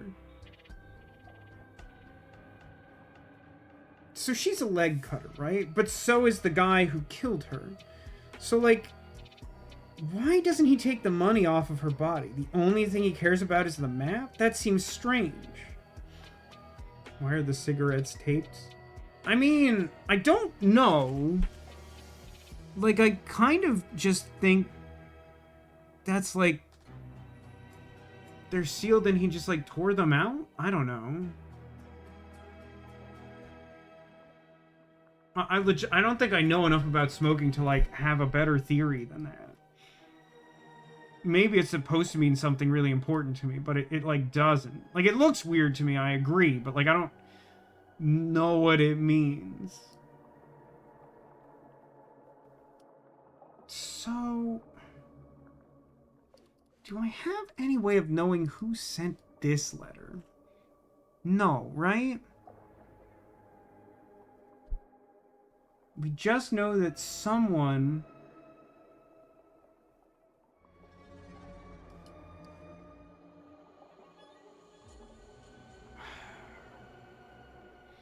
I can't figure out...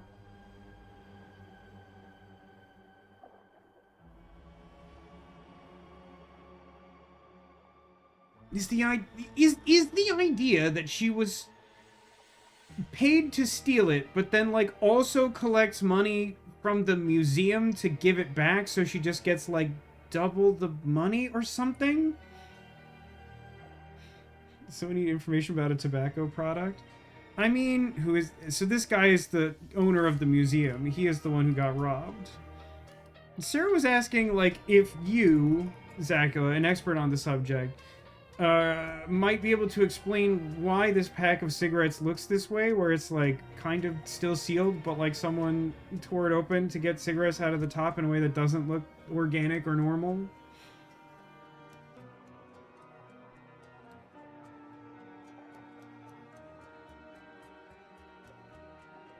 Seems like she's messing with the deal and it's not any of those words. That's kind of where I'm stuck at the moment. Like, that's been my impression for a minute. And, like, what's also part of the problem is, like, even without the benefit of the words, I don't think I can 100% describe to you, like, what exactly I think she did. I just think she definitely did something unscrupulous and then got trampled by a horse. It's an old soft pack, paper instead of cardstock. You tear open the foil at the top, and the foil's like a gum wrapper, super thin and paper-backed.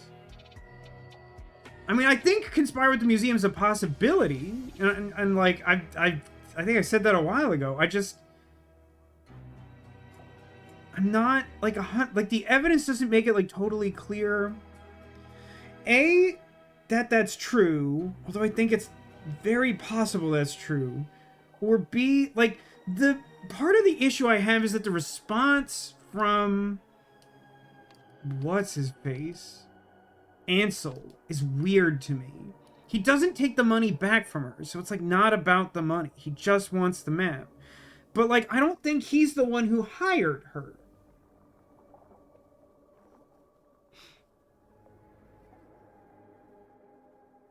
Oh, and also says that's how they open cigarette packs back in the 50s and 60s. Okay. So it just looks a little weird then.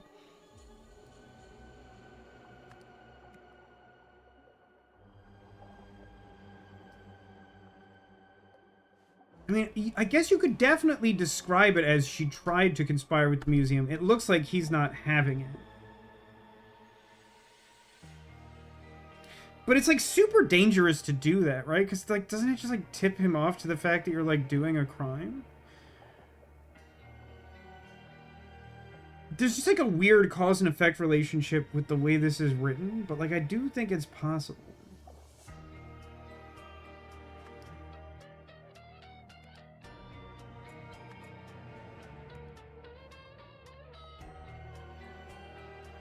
But the remaining question, even if we assume that's true, if we assume that she was hired to do it, and then tried to double dip by getting money from the museum proprietor as well, and we're calling that conspire with the museum.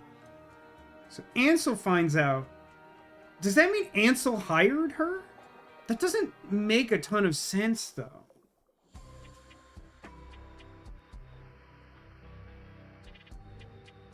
I mean, I guess it would explain, but like if he's gonna trample her with a horse, why not take his money back even if he hired her, right? Like that, am I crazy? Like something feels weird about that, right?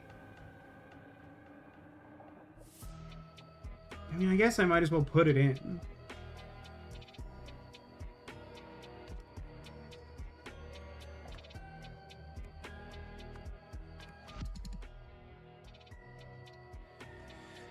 That's troublesome. So...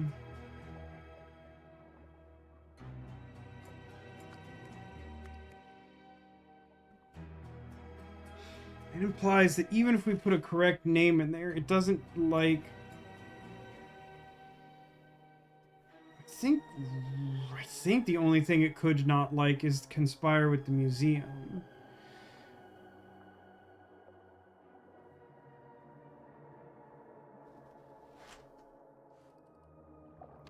Possible I've got a false assumption about this note? No, it's written to her. So she wasn't telling someone else that she would, like, leave and never be heard from again.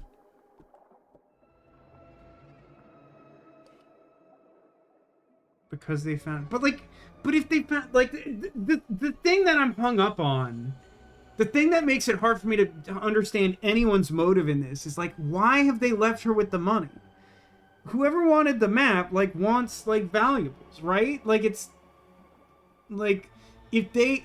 Like, if the person who hired her found out that she was being duplicitous and killed her, why leave the money with her? And even if a guy in the same gang as her, like, found out that she was doing something that he didn't like and killed her, why would he leave her with the money? Why didn't someone take the money? I guess because it's in her boot? I don't know. Something seems weird about it to me. Like, something also seems weird about the fact that, like, from what I can tell, she and Ansel are in the same gang. So, like, why does he not know about it to begin with? Or if he does, why is he not in on her plan?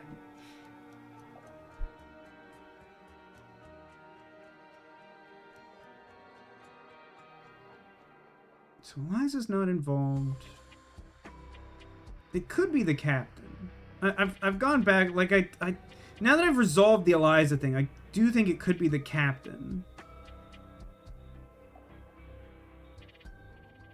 Well, it's not Ansel, because I tried Ansel. And it's not Eliza.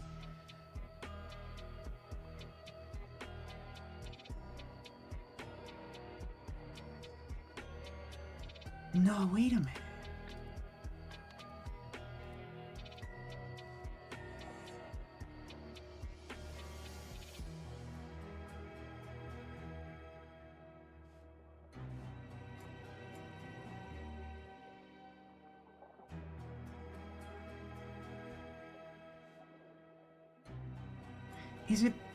Is it possible that it wasn't Ansel who killed her? That I've made an incorrect assumption because, like, he made this because they're both in the same gang, and I thought that was the problem? And I figured, is there some evidence whose horse that is? Is it possible it's Jasper, the guy who has the real map?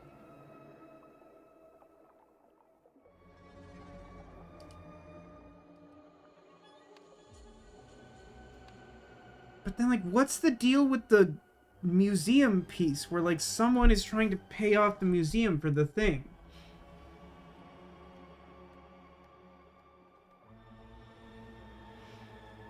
Maybe they didn't know they each got paid? Elaborate exactly what you mean by that, Sarah?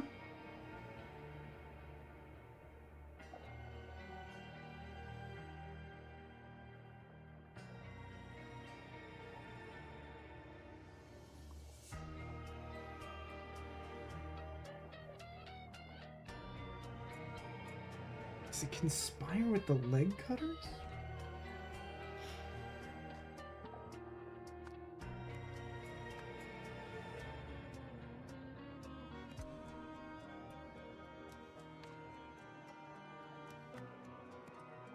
Since he ended up with the real map, is he the one who hired her? But, like, if so...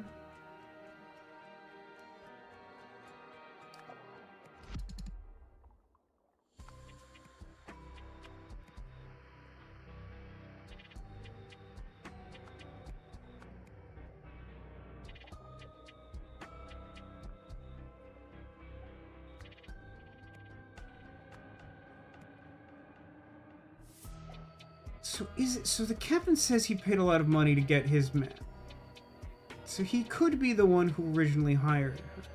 But because ultimately Jasper ends up with it, he could be the one who killed Loretta for the map.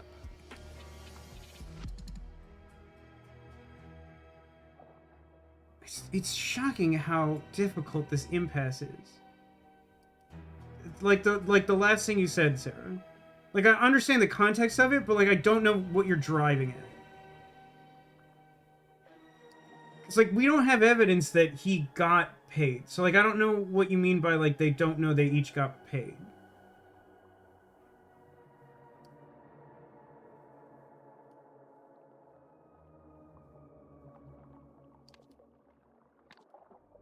What's annoying is that the stuff in the past, like, seems like it ties into something that's, like, mostly not this case.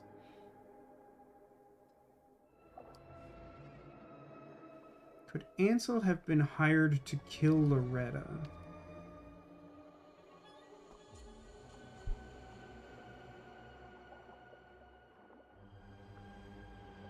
I'm gonna say no, because I feel like that would be relevant to filling this in, and there's no feasible place to put that, I think.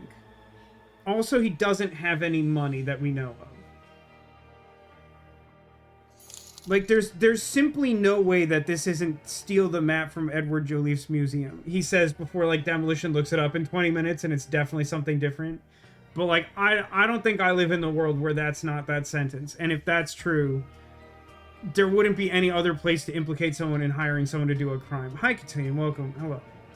Thank you for the 108-month resub. That's a big number. It's more than 100 of them.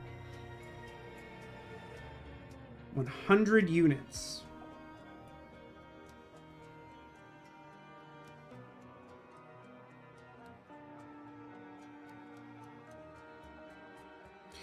However,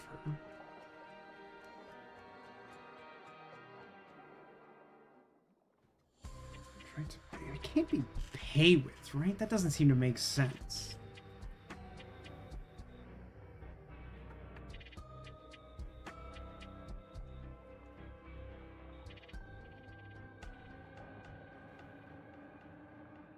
The weird thing, I don't understand who sent Edward the offer. Like, it happens to be for the same amount of money that Loretta has on her. But it's crumpled up in his possession. Which really makes me think that, like, he's not entertaining this idea. Like, that feels deliberate, the way this game frames things. But, like, also, I don't think we know of a person who, like, wanted a map and didn't possess a map.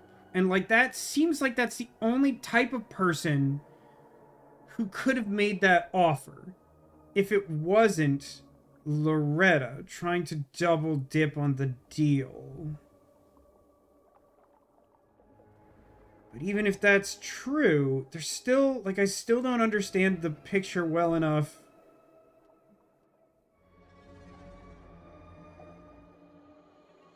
Like, I do think it's likely she did something shady.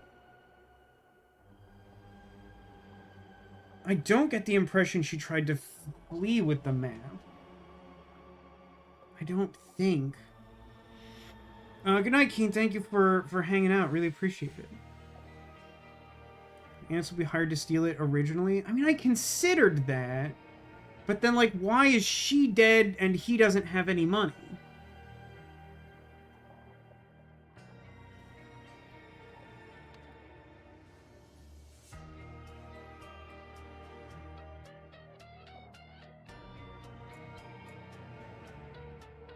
I need your help, chat. Can you look at this map and tell me what you think it means?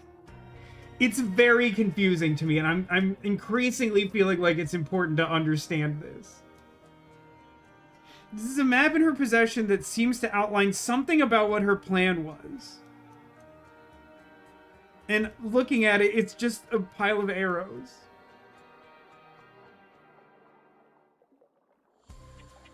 Is the idea that the two people go in the sewers together, but then why does the red arrow, like, go up and then, like, go back? Or does that mean something else?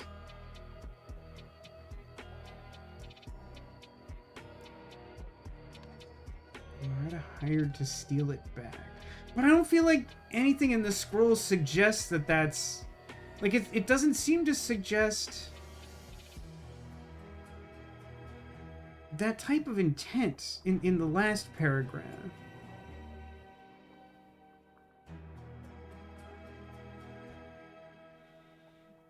I don't think it's like...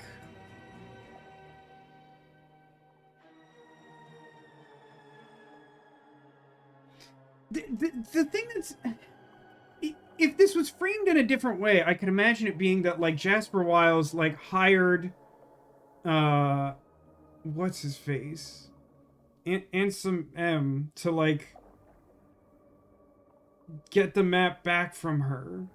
Like, he tipped off the guy and he paid well enough that he, like, killed his co-conspirator. and got the map for Jasper. It's like, Jasper ends up with the real map, which I feel like we are strongly led to believe is the map that came from the museum. And that information seems like it should be relevant. These two people, do they intend to be at two separate locations? It feels like that is implied. I think that is the purpose of the two different colors. I don't understand why the red, like, doubles back on itself.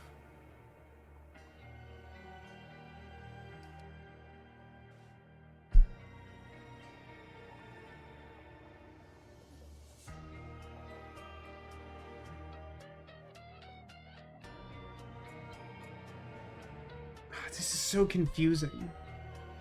This is so framed like... This letter makes it seem like it almost makes it seem like it's written from her to him.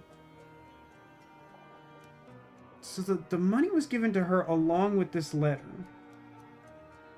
And it says, once you are done, meet me back at the entry point in the courtyard in front of the museum. As per your instructions, meaning her instructions, once you have given me what I have paid for, I will ride off into the night, never for you to hear from me again. So this letter, like, can't be from Edward. Even though, like, parts of it make me think that's true.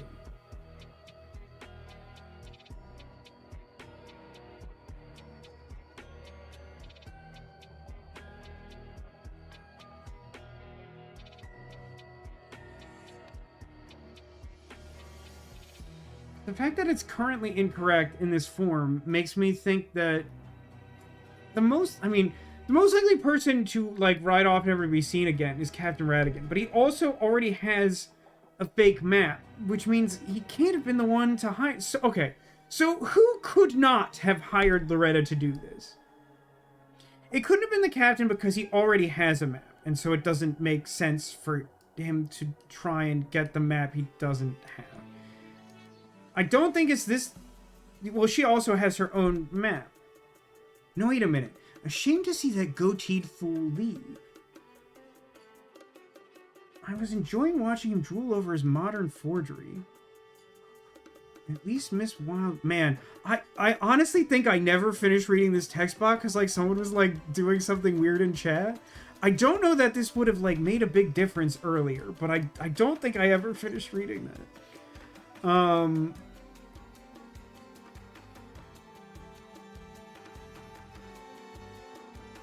Enjoying watching him drool over his modern forgery. So she made the fake map for the captain. So she doesn't need the real map either. So people who couldn't have paid for it are like her, the captain, the museum owner,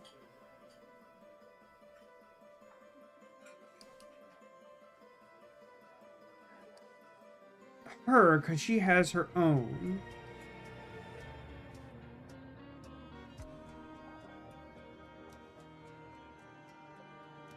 I don't think Ansel could have paid for it. That seems to complicate matters. Does that really just leave? So those folks are all in the past. I don't think Ansel, or the captain, or the museum guy, or the forger, or her, or I guess Jasper had to have done it. I think.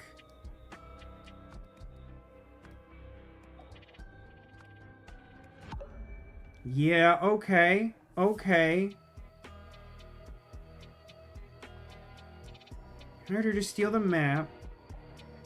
But so what is it she was doing exactly? I don't think...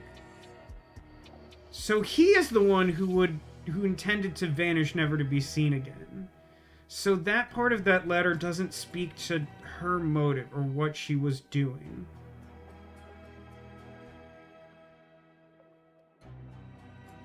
But I think the two that are wrong are tried to blank with the blank.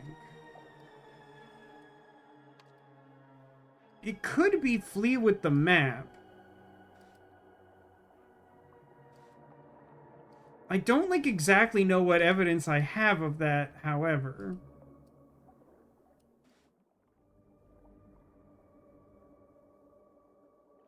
In fact, I specifically think I don't have evidence of that. Do I?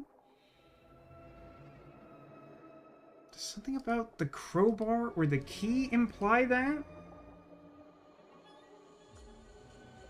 She broke this glass probably with the crowbar? She came up through the... She came up through the vent. Is that right? Is that what she did?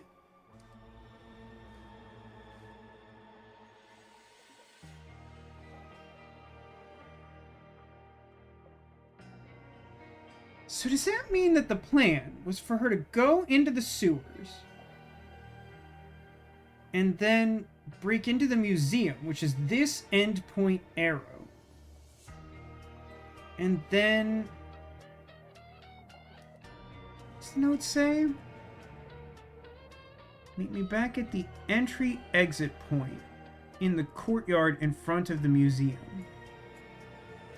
Yeah, okay. I think I finally understand. I don't know. I think the only way he would have found out about this is just, like, not trusting her, which is fair. But I think it's possible that the idea is that the red arrows imply the intended plan. She was going to enter the sewer, go into the museum by that, like, kind of loose-looking grating, get the map, then, like, go back through the vent, out through the sewer, and, like, the agreement was to meet here. But she was killed up here. So the addendum to the plan is the blue arrow, her leaving out this way.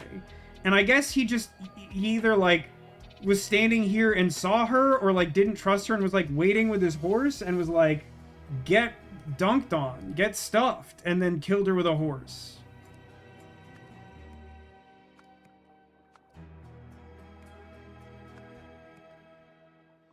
Okay, we did it. It took an incredible amount of time. I think I spent...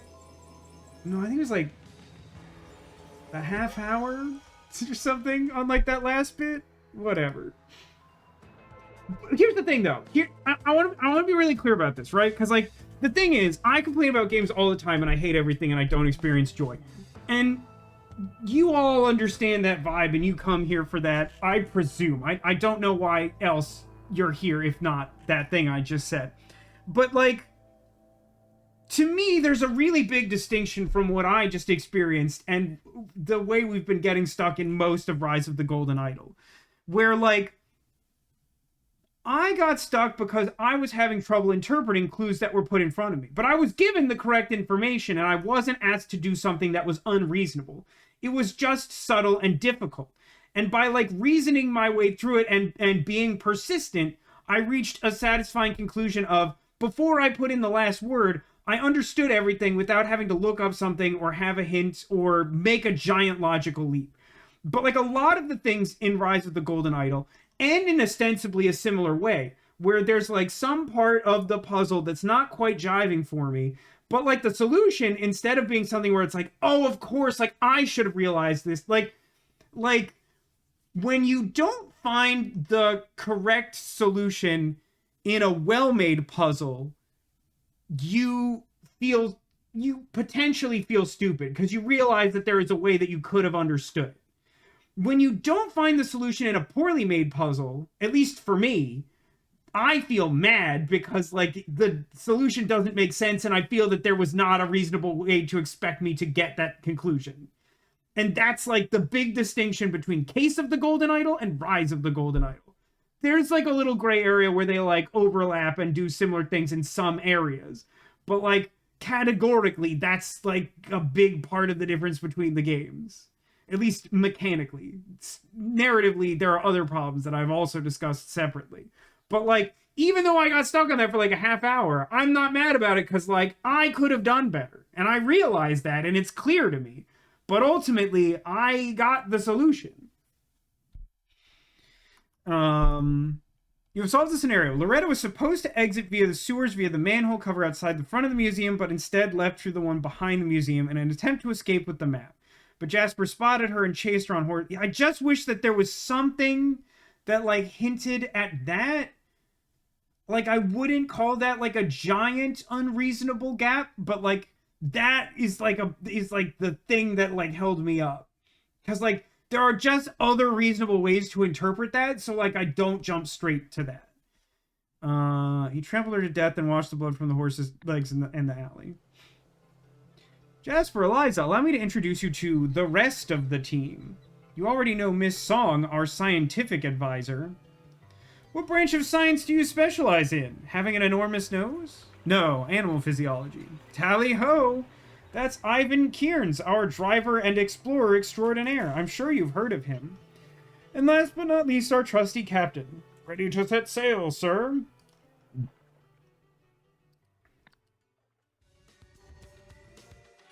Okay, some garbage documentation.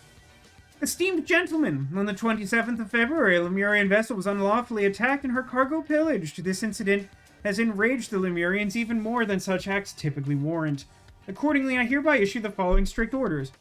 All vessels entering our harbors or encountered upon the high seas by our naval forces shall be thoroughly searched for Lemurian relics. Any such articles discovered are to be seized forthwith. Any persons found in possession of said articles are to be apprehended and, following proper lawful tribunal, hanged for piracy as befits their crime. This order shall remain in place for 20 years. XOXO, Nicholas Maker, president of the Noble Seven Seas Company, Lanky Lemura region. Nicholas Maker is, like, for sure a guy from the first game. I don't remember exactly which one he was.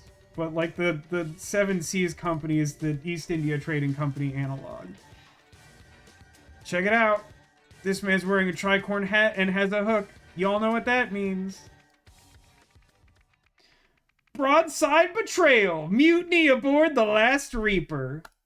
Buckle up. It's pirate time. If the game doesn't crash. It's so Obra Dinn in here. Let me look at this note on the mast. To all hands aboard the Last Reaper. With the untimely passing of Captain Triton, the fate of this ship now lies in the hand of her crew. As per the pirate code, the new leadership shall be decided by vote. The following terms are hereby set forth. 1. The vote shall take place on the deck at high noon, not 13:30. 2. Each crew member shall cast one vote, with the exception of the Powder Monkey, whose rank doth not grant them such privilege, and the candidates themselves. I guess we're saying that the candidates are presumed to vote for each other?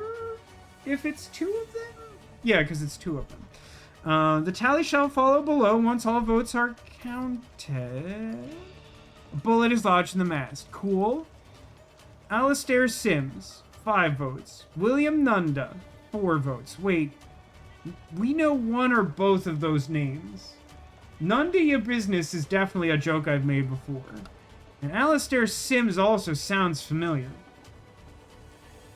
This guy's wearing an eye patch and has a hook, you know what that means. He works for Home Depot? Well, that's not exactly what I was thinking, but you might be onto something. What's this over here? Oh crap, it's the bosun, and he's like stabbing a guy with a harpoon. Sorry lad, there's only room for me and my boy. Every man for himself now. A harpoon. A cutlass. And the one true treasure map.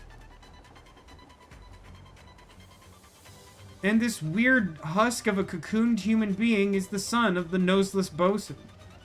The boy is comatose. He's not unconscious, he's comatose.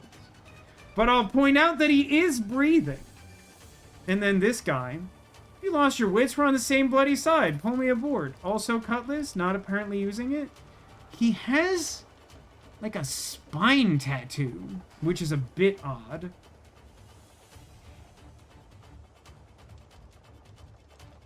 I don't know. I don't know if you're ready to hear this, but I think this guy isn't breathing. He's bleeding out. He may be breathing currently, but he is bleeding out. He also has a note that says cutlass inspection. Cutlass inspection. Swift, still using cutlass made of cheap, low-grade metal. Replaced soon. Lane, Nunda, and Valerio's cutlass is blunt. Sharpened soon. So no one passed the cutlass inspection. That's good to know. This man also had a dagger and a cutlass. T-Swift. Yes, correct. Then prepare to lose your life just as you and your fellow followers lost the vote. We have to figure out the vote at 13:30? Sorry, at 12? Man has cutlass and axe and also is, like, rabid? Is he, like, legitimately rabid? Oh, look. Look, everyone. It's Lemurian Guile from Street Fighter. Tell me with a straight face that's not Lemurian Guile. If Guile was born in Lemuria instead of being extremely American, like cartoonishly American, that's what he would look like. And you know it. You know this to be true. He has a flintlock pistol. It is not clear whether it's been fired recently. Also a dagger. Quick now, we're wanted in the captain's quarters. Listen, there's a man brandishing an axe at you. You are hanging off a rope ready to stab a guy and maybe are responsible for this dead guy on the ground? I'm not sure, like, your meeting in 10 minutes is the most pressing concern. And then who this be? That right there is classic Golden Idol character design. I mean, just yikes. Big yikes. Extra large yikes with free refills at the local cinema. You ain't going nowhere unless you go through me first. That cutlass doesn't look like it's in great shape. And then we look at the below deck area. Oh, is the game crashing? Is the game crashing? No. I ain't cut out for this. I chop meat, not men. I don't want to die down here all alone. Ma, please watch over me. A cleaver. A pile of cannonballs. You may outnumber us, but we're twice the sailors you'll ever be. Surrender now and I might let you keep breathing. Man has a kukri, which also seems anachronistic, but okay. Dagger, cutlass. Man's got a lot of blades. And a gold tooth? That man is a pirate, for sure. If you have 3 swords and a gold tooth, you might be a pirate. No one, Jeff Foxworthy pirate posting in 2026, just me. Weird that, like, a ladder has, like, its own point of interest, but okay. Let's go into the... It's so Obra Dinn in here, man. It's so Obra. You're no captain. You couldn't find gold in the gunner's gob. Oh, that's a really interesting taunt, because it tells me that the gunner is the guy with the gold tooth. That's fun. I like that. Also, there's like a whole other time period we haven't been to yet, by the way. This one's got a dagger and a cutlass. I'm pretty sure this flintlock pistol's been fired recently, but I can't tell you for sure why I think that.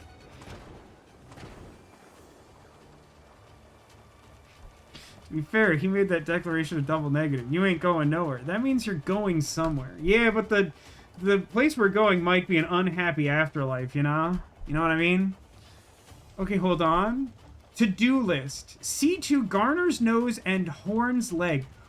What is this man's job? And then the cat. Oh, a pocket watch. A pocket watch. A pocket watch. A pocket watch. Oh. This case has everything. Also a flintlock pistol. Also a cutlass. I don't know if that time matters, but it might.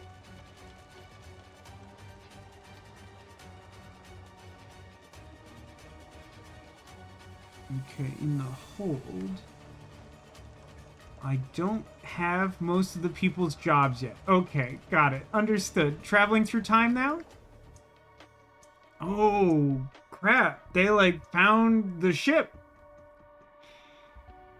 May need to decide which crew member has the most disgusting face. I don't know. I still think it's... How do I get out of here? I think it's this one. I think this one's the worst of all. There's a lot of bad ones, but, like, this one looks like Red Skull from, like, Captain America, but, like, reimagined by the Golden Idol artist, which is, like, obviously an innate debuff.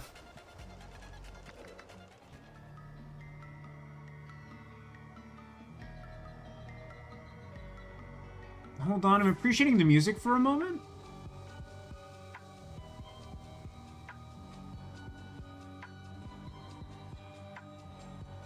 And then if we travel through time in the same scene.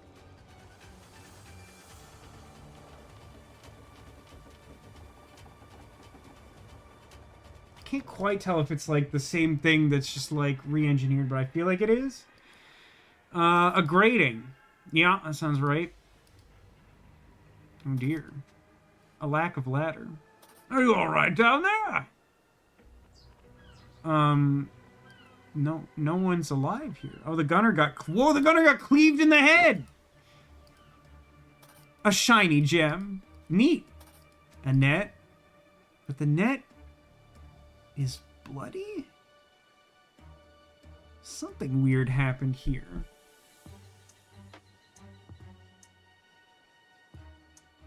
This is so Obra Dinn coded. Maybe I should play Obra Dinn on stream. She still has her, like, library book. What's going on down there? The mast is toppled. You'd better believe it. That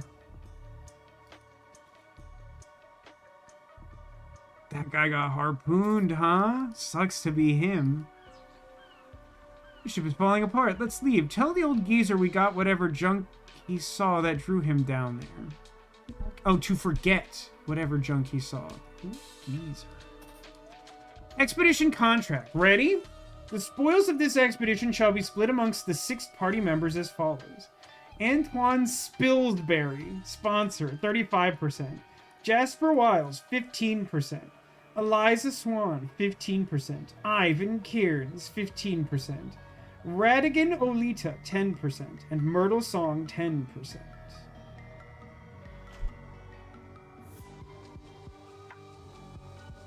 That does actually add up to 100. Felt like it was worth checking that. An engraved cigar case. Oh, wait, that means this guy is AS. Yeah, he's Antoine Spilsbury, but I don't have a names page, so screw me, I guess. This peg leg individual. Oh, hang on. That triggered the skeletons tab. Oh my god, it's so Obra Dinn in here.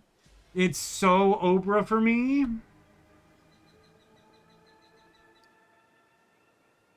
I mean, this guy got cleaved, brother. I don't know what to tell you. He got cleaved real bad.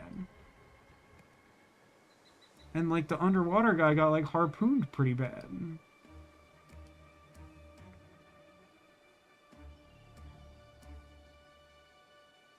I mean, this guy... pistol. I mean, pretty sure he got shot in the head. I mean, I guess he got shot in the head. I'm pretty sure that that's the cause of death. I mean, I'm gonna say the one with the axe still in it. That guy might have got killed by axe. Gonna say the one that has a dagger in the eye socket. That could be the cause. Dagger.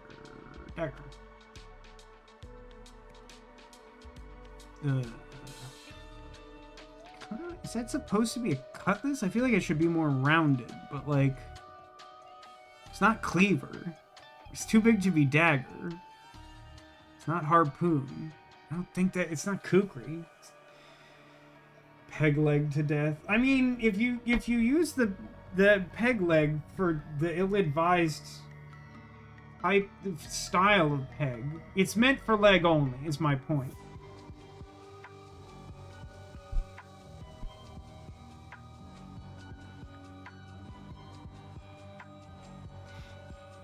I'm gonna put cutlass down for this. I'm not like 100% on that.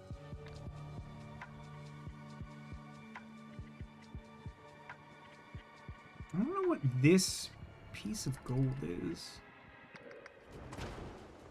I guess that's this dude's earring. But like another person came in here because like there's 4 people dead. It's like the end of A Most Unusual Camera, the Twilight Zone episode. He's like, yes, that's right. There are 4 bodies. Wait, 4 bodies?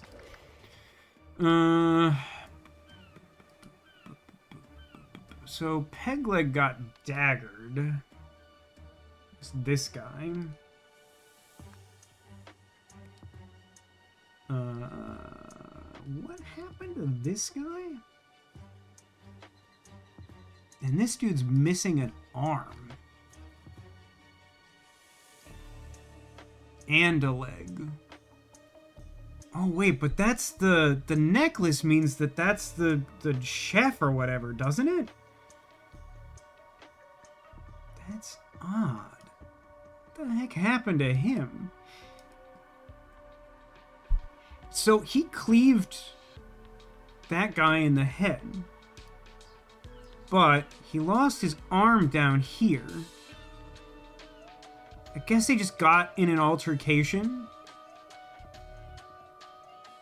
But this blood trail, I think that might be fresh.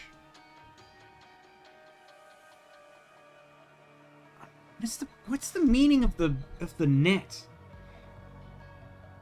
Like, I feel like the ladder was upright, and then the old geezer, who I guess is the captain, like, climbed down the ladder, or, like, got on the ladder and it fell over. And then he, like, injured himself? But then he, like, crawled into the water? But, like, what's the deal with the net? Was this whole thing a trap set up by, like, a siren or, like, an evil mermaid or something? I think the pipe here... We know the captain smoked a pipe. It was on his poster in the last one. So I think this is an indication that the captain is the guy who was here. He's also, like, the one, I think, who's unaccounted for? Although, wait a minute, oh no, that's just, like, the guy who died. Wow, that's a really tall harpoon if that's supposed to be that. I'm still missing, like, a bunch of words, actually.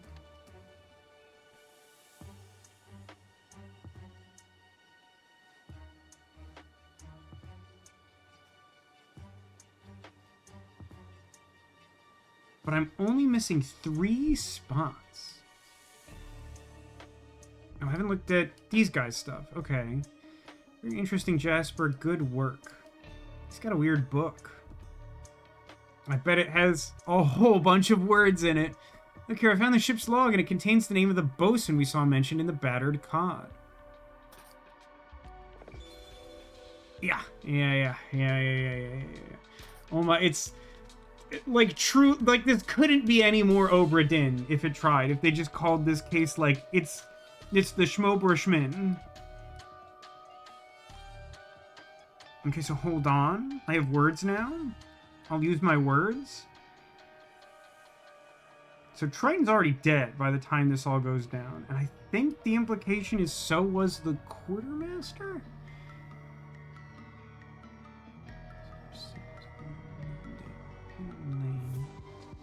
Elazar Garner, right? So C... bosun.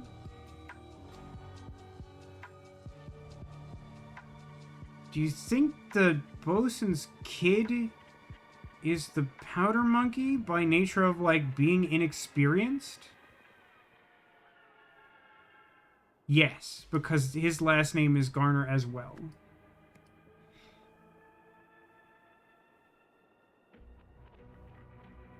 There has to... Is there not, like, a vote chart? That's baffling. Oh, no, it's depicted in a really uninspiring way, but there is one. Okay. This man's gotta be the cook, right? I feel like... I like that... Some of these, I agree, it's helpful to, like, enumerate their role, but I feel like cook prepares food. I don't know, I just kind of feel like maybe going into too much detail. So this guy is the gunner. I know that.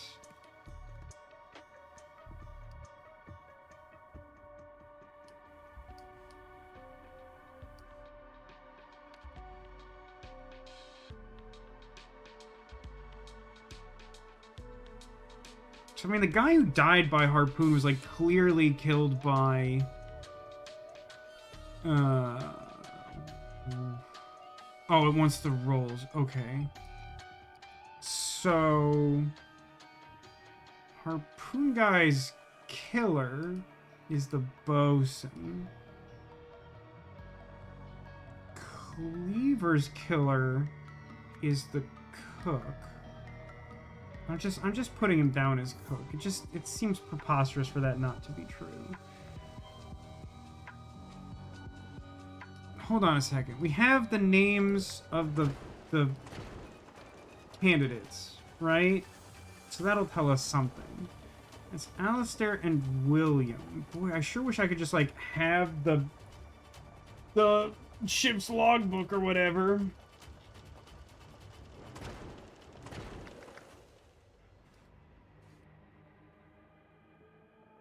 Alistair was the first mate, so he won the vote, didn't he? This is really annoying navigation, I'm not gonna lie to you. Yeah, Alistair won. Nunda didn't. It's not like immediately obvious which person is Nunda based on that. I do think I should know this from the past game, but like, shut up about it, I think, is my response to that. 27, book. So I'm gonna say the captain's quarters. This is Alistair, whose job is first mate. And that also means the victim is first mate. I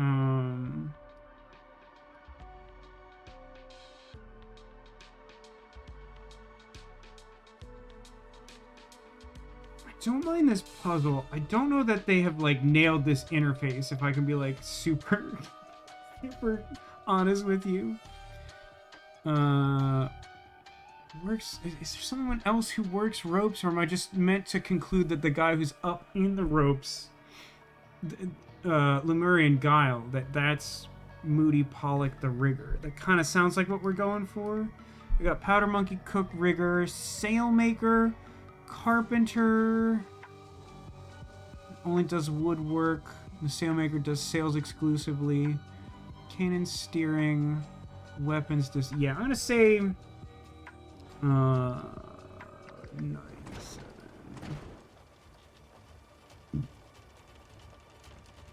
So this is the dagger guy. He has a flintlock on him back to 1927.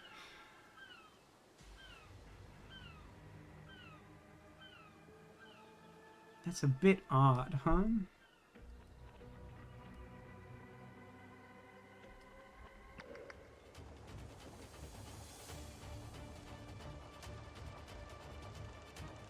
Well, this guy did cutlass inspection, which means that he is the guy who's responsible for weapons, which is the quartermaster?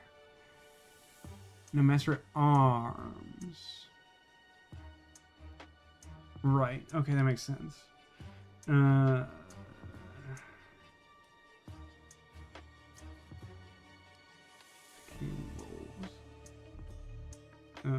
This dead guy is master at arms.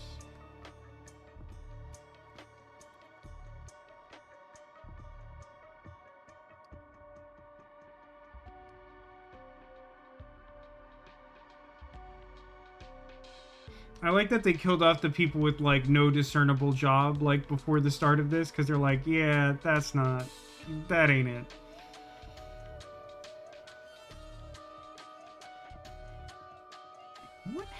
What?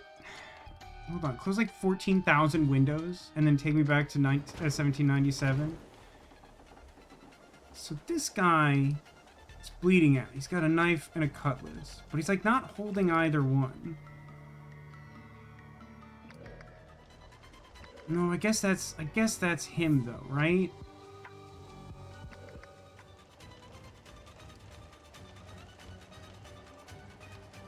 I don't think I put this guy. I didn't put him down as the rigger, so let's put him down as the rigger.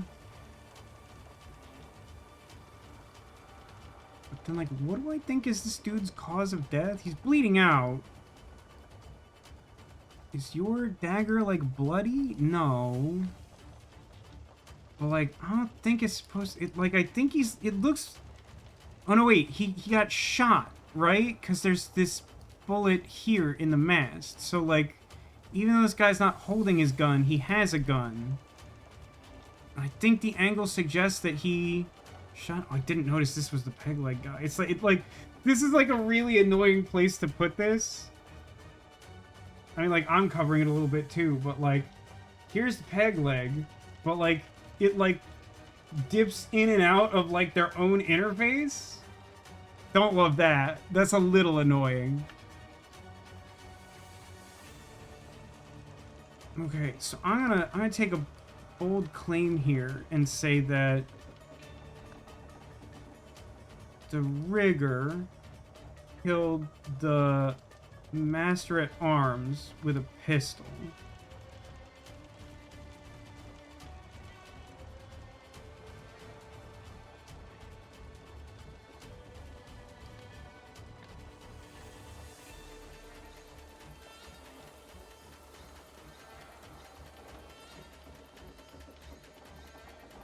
Your life just as you and your followers lost the vote. Who's he addressing? Her?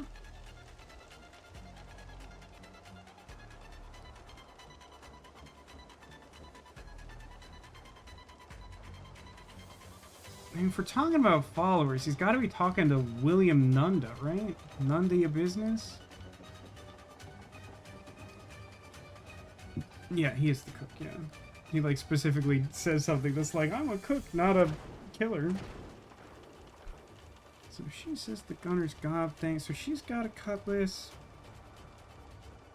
See, Garner's nose and horn's leg. So that means... Hold on. Take me back to 1927. Horn. Sebastian Horn, the helmsman. Okay. So the frothing mouth guy is the helmsman. He is responsible for some deaths. Because he is like the only guy with an axe and he wasn't messing around. Her, Anne, who's Anne? You know, Egg. How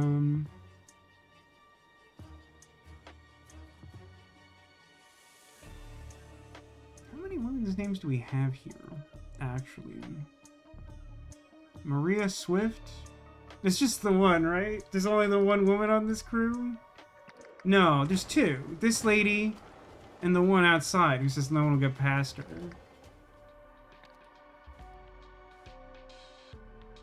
So we... Sebastian, Raphael, Horatio, Maria. I guess... No, Moody's the rigger. Am I crazy?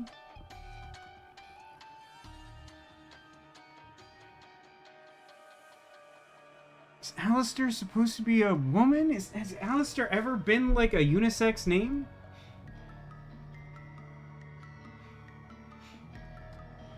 Oh, I love Arrested Development. One of these days I have to get my parents to watch Arrested Development. It's so good. You know, the 3 seasons that exist. You understand, Zaculin.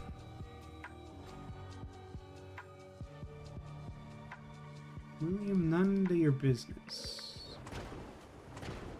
Oh yeah, what job do I think is like attends to people's false body parts?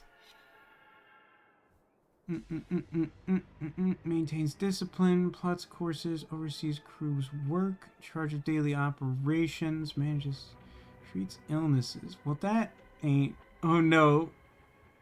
Horatio, the woodworker. But we call him Carpenter, yeah? That's really slick and kind of messed up. So earring guy is the carpenter.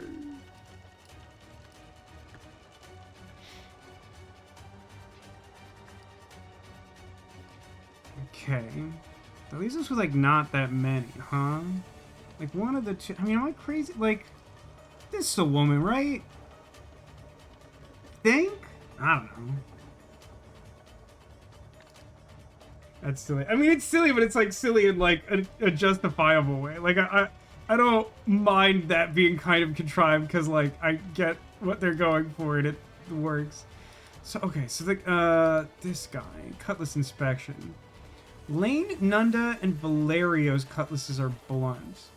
Swift is still using a cheap one. Can we tell that? These two look fairly similar to me. This one also looks pretty similar.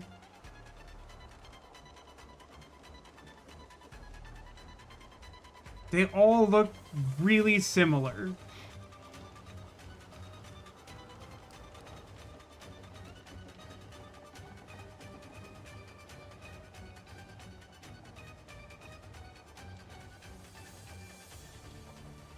Nunda and Valerio.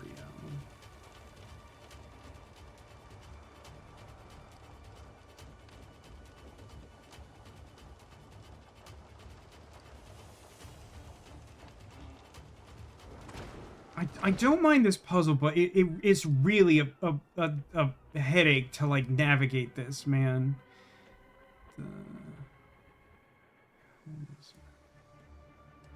Sebastian Horn. Is that right?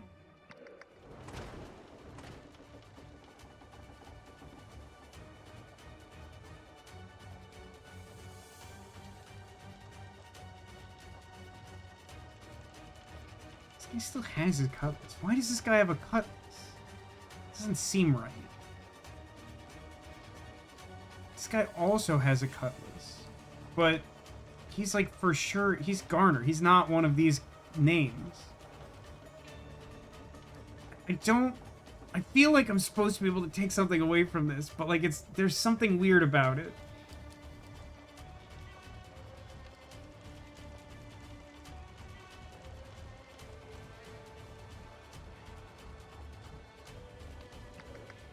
The deck. So this is the helmsman guy. This one is. He died by dagger.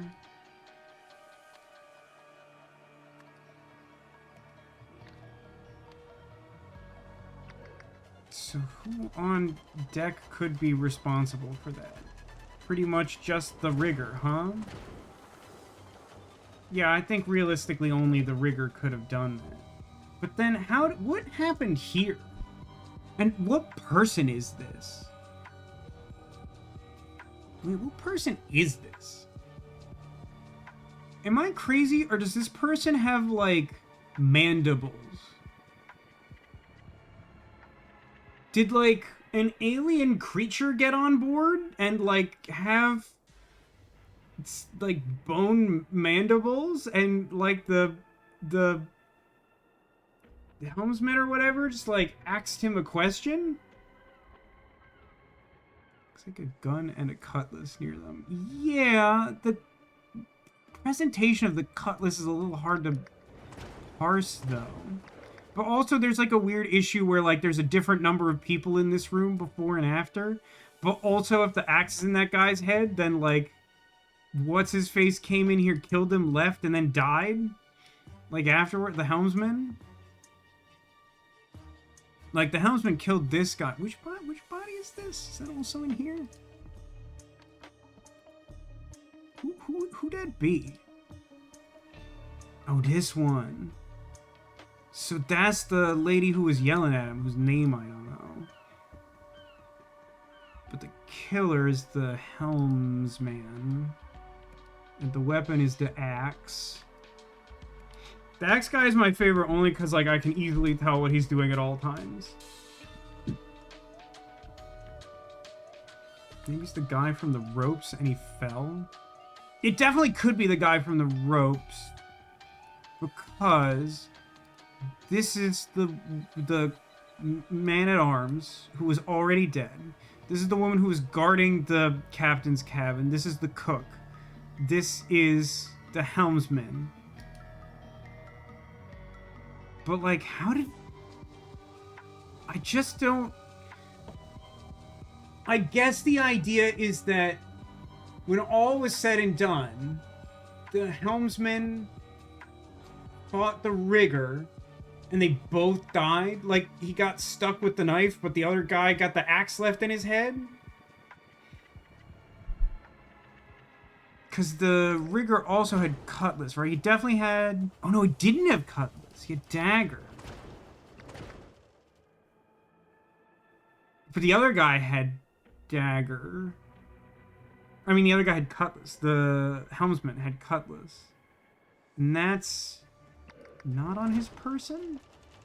Wrong time period, genius. I mean, it doesn't look like it's on his person.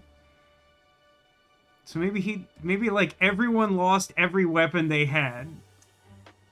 And then died. I think it could be the helmsman's cutlass because it's not really accounted for. Who had a ring on? Who put a ring on that finger?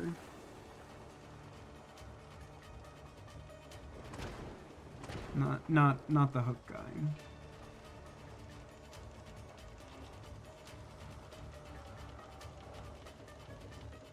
No, wait, for real. What's the deal with that ring? That's weird. Could be that guy's earring. I don't think so, because his earring is gold, right? And that's this? So what's this that's, like, clearly wrapped around a finger? And also not gold. And also not, like, near a head.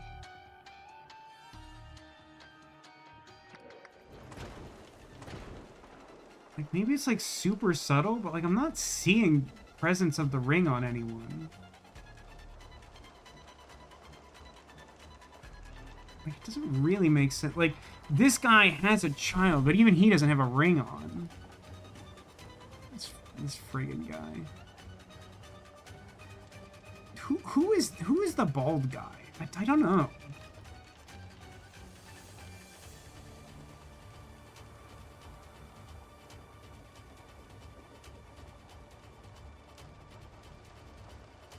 I also don't know this crazy lady, or this other lady who's less crazy, but like super pissed off for probably legitimate reasons.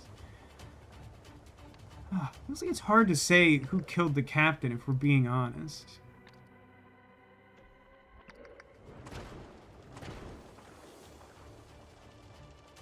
I guess we're supposed to trace the path of the bullet in such a way that, like, the one that goes through his head is the woman, but I don't know who she is. What are their dialogues? You're no captain. You couldn't find gold in the gunner's gob, which tells us that the guy with the gold teeth is the gunner. Take this, you filthy rat. Not extremely helpful. The bald guy. The bald guy just says, like, we're on the same side. Which means that he voted the same way that this guy did. But I haven't gotten there yet. There's a lot of layers to this. I feel like doing roles first is important to understand who everyone is. And then there's skeletons, which kind of follows pretty closely from that. And then the votes, and then whatever else I'm doing.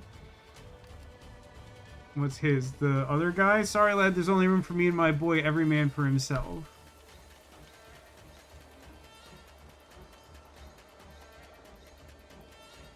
I think this lady is supposed to be Alistair Sims.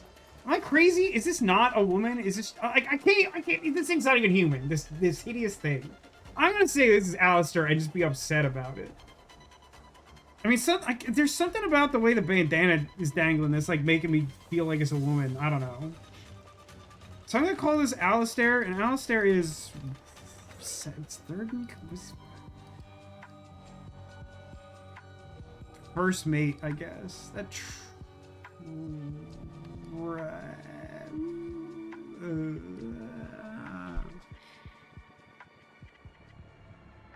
No.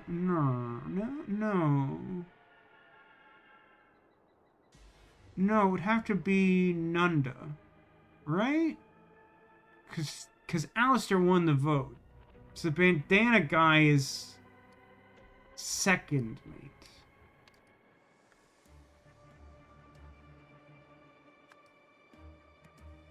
And this, if she's the only woman, that makes her Maria Swift, who's the sailmaker, which I feel like there's a name for that. And that's gotta leave us with just one. So what is this guy? Navigator? That feels likely. Unless, are there extras? Powder Monkey, I know. First mate, I got. Second mate, I got. Bosun, Master at Arms, Helmsman, I got. Gunner, I know. Carpenter, Sailmaker, Rigger, Cook. Yeah, he's Navigator. Uh-huh. This is just like a lot. This is like too much information. So the killer is the Sailmaker. This guy is the gunner. The victim is the gunner. This is the carpenter. It's so much easier when I can like look at both faces at the same time. So victim is carpenter. The one who killed him is not immediately clear to me. Someone with dagger, but not the rigger. This guy doesn't have a dagger.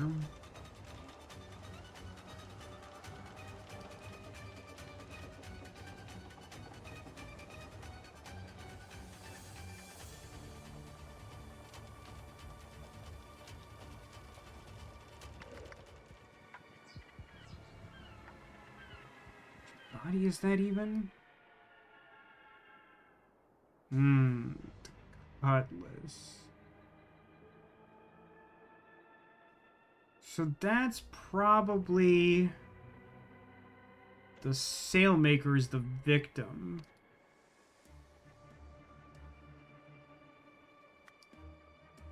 She's the other one who was shooting. And like he's got the earring by him. It's weird though because like the ring is like a big question mark. I don't know why the ring is there, what the deal with that is. I'm not clear on who killed her. This I think is the rigger. I don't know why he has like tusks or whatever. Why does the man have tusks, do you think? I mean, he doesn't have tusks here. Does any man have tusks? I just hate looking at this thing.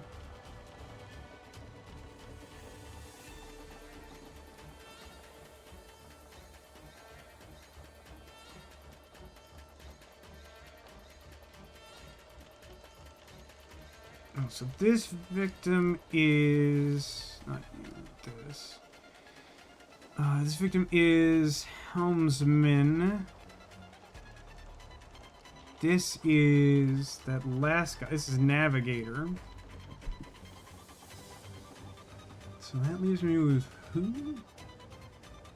We put Cook down yet? No, weirdly I didn't. Cook is this one. And then by process of elimination, who's left? I mean, obviously the powder monkey didn't die. Navigator. Bosun didn't die either. Master at Arms.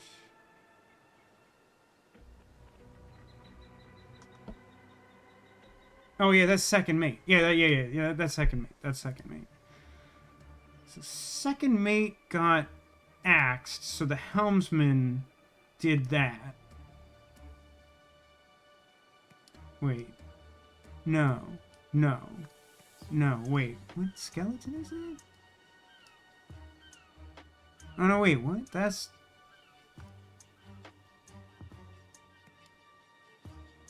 Oh, I got that backwards. This is Cook. This was killed. This is second mate. This was killed by helmsman. Okay. I don't know how I got that twisted at some point. Killer of Cook. Killer of Cook. Who do I think killed the cook? He lost his arm, but he lost his arm down here. Oh, he died by kukri. I think he like bled out after the guy cut his arm off. I think. That seems like that's the implication. So the killer was the gunner. But it wasn't Dagger, it was Kukri.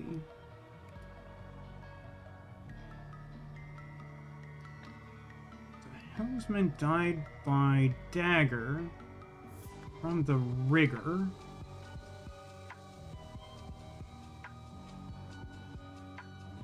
The people inside, the rigger died by the helmsman, but the people in here, they're a mystery to me. How did a dagger end up in this guy's eye? And what? I mean, I feel like this is the wrong shape for a cutlass, but like none of the other... Oh yeah, maybe it did break off? It doesn't really explain why the shape is wrong, though.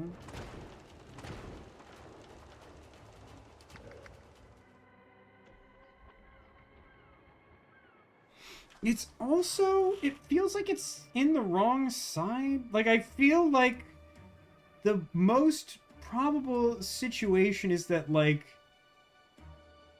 the helmsman, like, stabbed her in the back while she was, like, attacking the captain.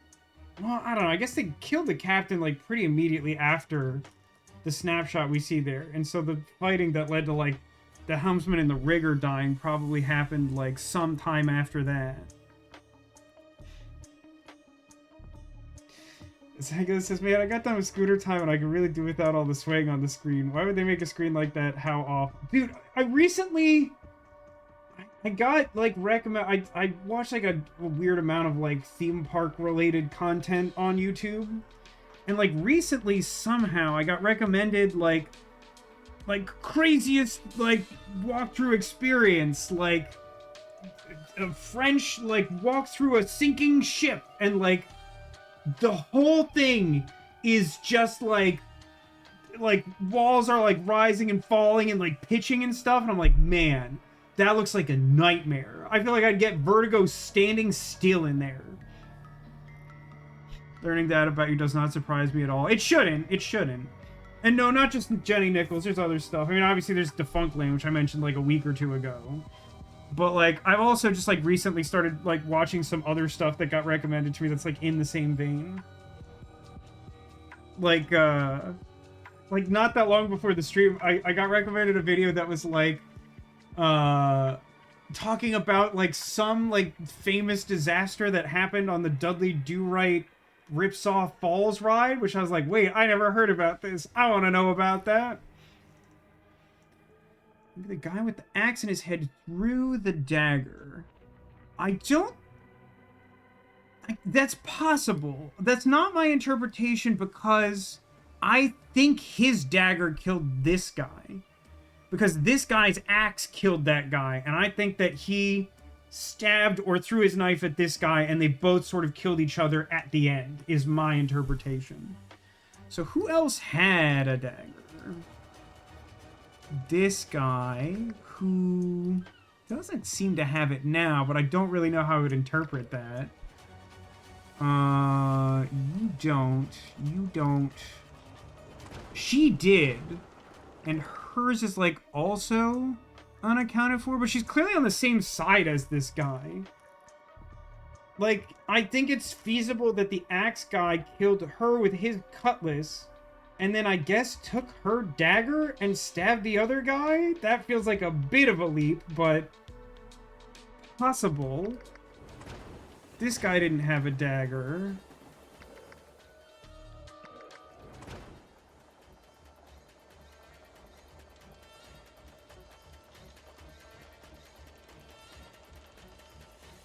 This guy had a dagger, but I don't think he made it out of the cargo hold, to be honest with you.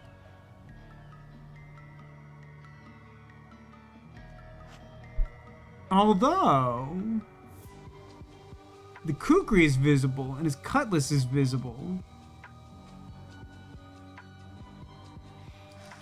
So what would that mean? That would mean that the cook got the knife up here, the dagger. But then, like, what happened? Like, what did he do with it? Like, he didn't get inside. I guess he could have been the one to stab the helmsman after all. But isn't the rigger on the same side as the guys doing the mutiny in the cabin?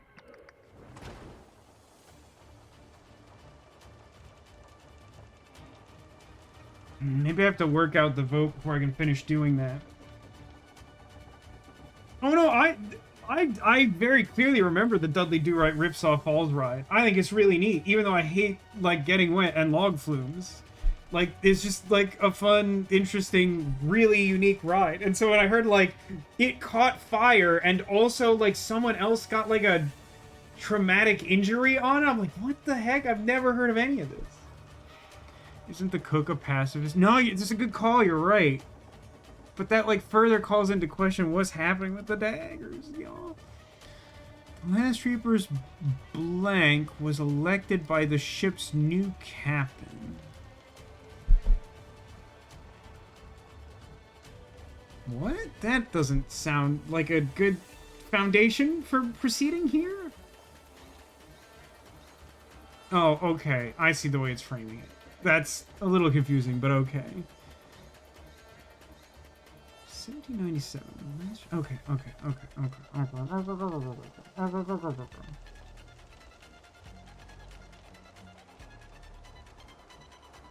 Fight raged. Okay, hold up. Everybody hold on. Let's start from the top. In 1797, the last Reaper's blank was elected by the ship's new captain, voted in by the blank, blank, blank, blank, and blank. The blank lost with votes from the blank, blank, blank, and blank. That night, the blank and his supporters attacked the blank's faction, resulting in numerous deaths on both sides. While the fight raged, the blank and the blank with the blank. Alright, that last bit's reasonably clear. That's the bosun and the powder monkey escaped with... We got, like, rowboat.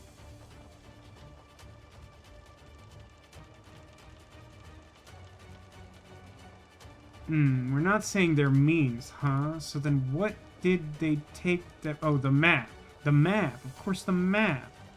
But wait, if the map doesn't lead to the ship, then how did they end up here after getting the map in the future? Whatever. I'm just gonna put map because that explains how the map left. But, like, there's still something weird about the cause and effect of the future. Sometimes stuff catches fire, man, no biggie. Zacula, it's a water ride. It's, like, the wettest water ride I know of. It's a very wet ride that caught fire. It's like a Sea Parks catching fire if you're an IT fan. An IT crowd fan. Oh, good news. Zagula says, I'm the map, I'm the map, I'm the map, I'm the map, I'm the map. That's fantastic. Zagula, can you tell me where to go? You don't tell me about Bone Town. I don't need a map for that. So the last Reapers... This is a weird bit. The last Reaper's blank was elected by the ship's new captain. What did the new captain do after being voted in? I don't think I have an inkling of that.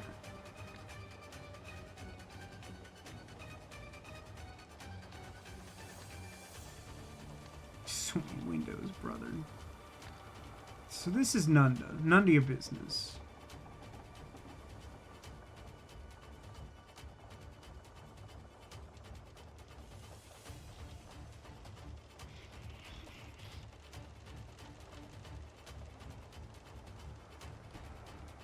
First mate.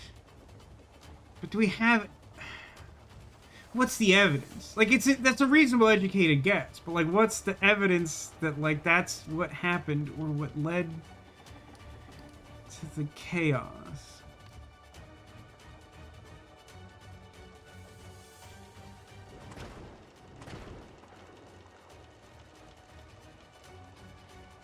backsides here. Oh. The rigger is on the other side, huh? That is interesting. It still doesn't explain the 2 daggers. That's a bit of a problem for one such as myself.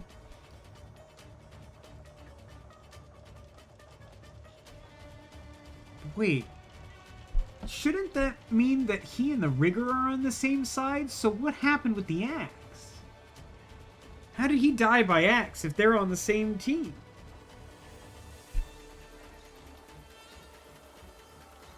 So this guy, if he was killed by either one of them, I feel like it implies that he voted for William. Not this one. Brother. Second mate lost.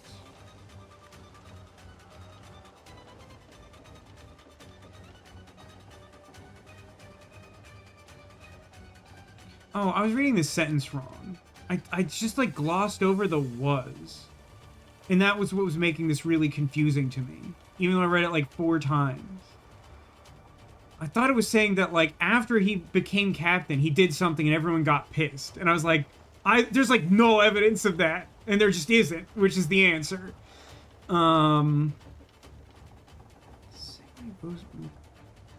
So the candidates themselves don't vote, but the carpenter and the sailmaker are part of the mutiny, so they definitely voted for the second mate. I'm inclined to say the gunner being violent is maybe one of their votes. We know that the navigator and the bosun voted for the same person. And I'm pretty sure that either the gunner or the cook also had to vote for the second mate. So I think that means that the bosun and navigator voted for the first mate. Along with the rigger is definitely on his side. And the helmsman is mad at the people who lost. So the master at arms, I'm reasonably sure, voted for the second mate. Which leaves us with just gunner and cook. Knight the blank and his supporters. So that's the second mate attacked the first mate's faction.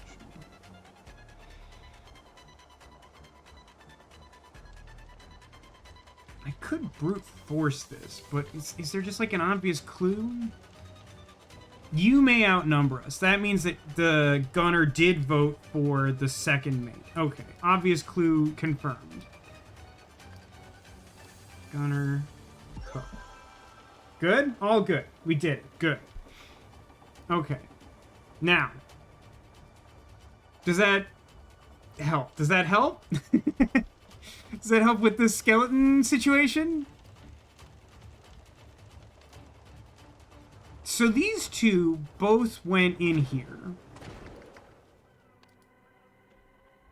What is the deal with the teeth? Why are the teeth like this? Am I crazy? Like, this man has, like, tusks.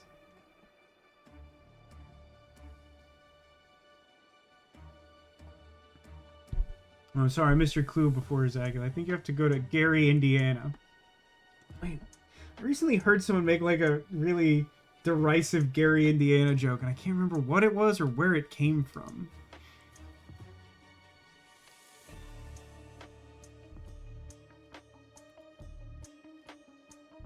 If this is the rigger, how did he get killed by axe? Someone would have had to kill the helmsman and take his axe to kill someone else. But I don't... Is that possible? I don't think so. The most likely culprit for that would be the second mate, but he killed them with an axe.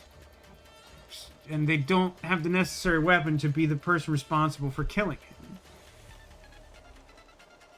But, like, I've confirmed that the rigger and the helmsman were on the same side. So it shouldn't have been the rigger's dagger.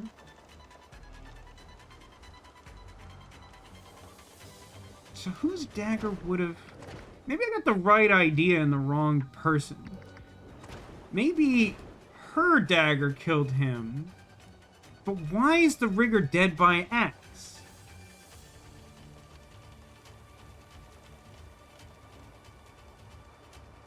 Victim.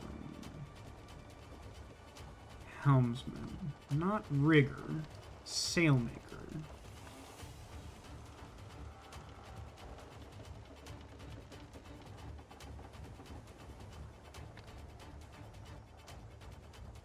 None of these people have the correct teeth to be that weird corpse. Wait, is that the point? Is that somehow the point? That it's like a monster? I mean, like, the first mate also got some serious vampire fangs. Who killed the helmsman? My best guess right now is that the sailmaker did. Who's the same... Who's this lady who shot the first mate.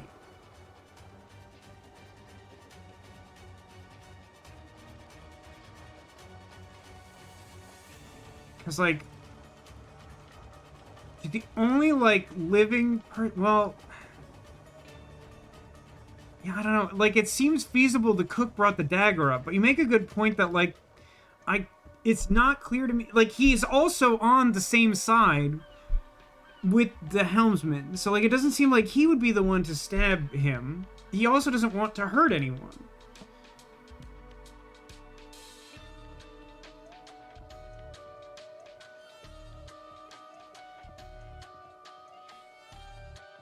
I don't know if that question came in before I answered it, but this is the sailmaker? This lady? This lady's the sailmaker.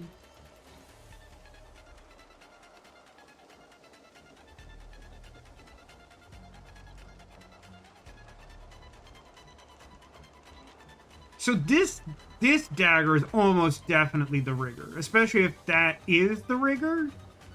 I don't understand what happened with the axe, though. The axe is suddenly like a huge question mark. So we're gonna kill this guy, and then why would the helmsman kill the rigger if they're on the same side? She couldn't have killed the helmsman. He's up there. I mean, I feel like I've talked about this, but, like, the way this is orchestrated, two people had to have killed each other, or basically, like, the last two standing had delayed kills on each other. I think that this guy got stabbed after going in there and fighting them and bled out. I don't have a better explanation for the dagger currently. Unless you think the cook went, like, full psycho mode, which, like, doesn't seem likely.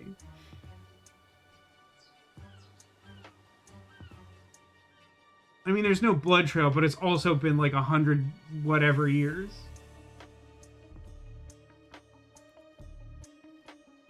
This room is definitely the hardest. Like, I think this is the rigger. He had a flintlock. I think he threw or stabbed his knife at this guy.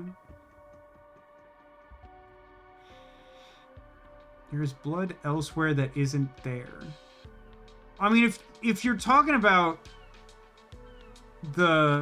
this blood, that's from today. The captain got, like, dragged in the sea or something. Like, the modern day captain of the expedition. Like, when we look at this, like, the only blood is around people who are, like, currently dead. There's blood on the axe. I mean, yeah, but, like, I don't think that's a reasonable... Because, like, then, how do you think... What happened here? There's not, like, blood on the knife in the guy's eye socket. You think he died of natural causes? Like, keep in mind, we're looking at a site from, like, what's the, like, 130 years? Like, weather happened. I don't know why there's, like, maybe it's rust? There's something weird here, though. There's, like, seaweed wrapped around the... Nah, that's probably nothing. That's probably nothing.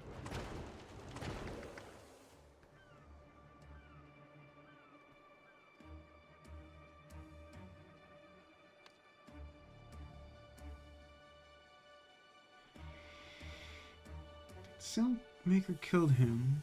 I think only the cook could have killed the gunner. So it's not that he won't kill, but like I just don't know why he'd kill his own ally seemingly after everything else was said and done.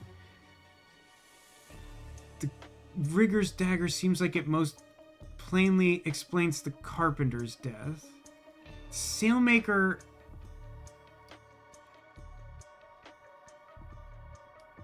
I feel like it could have been either the rigger or the helmsman. I don't know why. Unless... she also had a gun. Is this not the rigger? Maybe that's it. Maybe that's the sailmaker. And because I made a false assumption because of how I originally thought this went down, because I had the impression that the helmsman and the rigger were on different teams. That being said, she still doesn't have, like, alien mandibles. I mean, like, they all got kind of... oh, God, she does! She has weird teeth! She simply has weird tusks! That's definitely her. That's weird and unexplained. So, that means that this is the rigger. The sailmaker was killed by the helmsman. So, like, he, like, melee killed the guy with his dagger. And then the sailmaker stabbed him? Yeah, the sailmaker stabbed him with her cutlass. Yeah, for sure. For sure.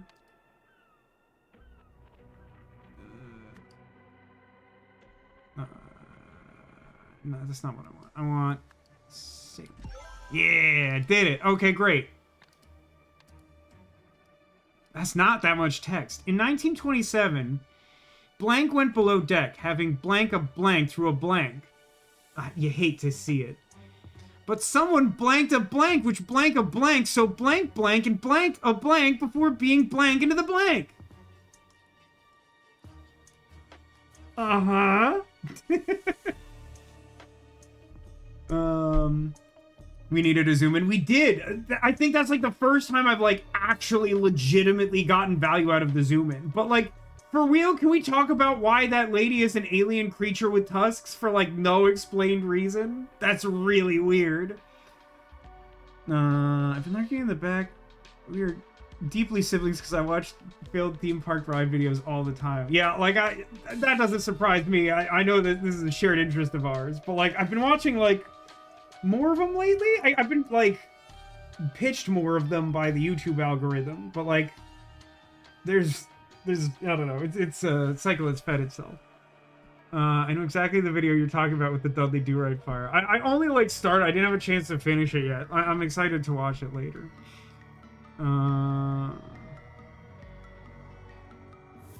Does she talk funny? That's actually an interesting question.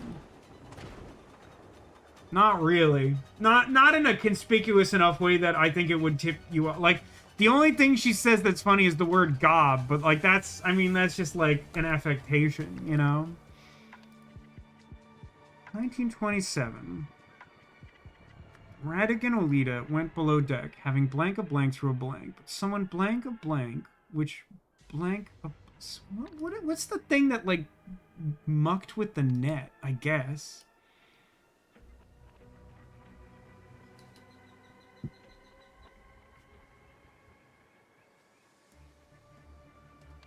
Oh, he saw the shiny gem through the grating.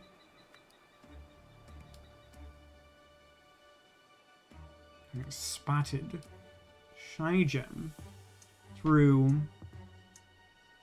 what color am I even looking for? Grating. But someone blank a blank, which blank a blank, so blank blank, and blank a blank before being blank into the sea. I mean, it's definitely, yeah, like pulled into the sea. Like, he definitely ends up in the sea. The cause and effect's a little weird.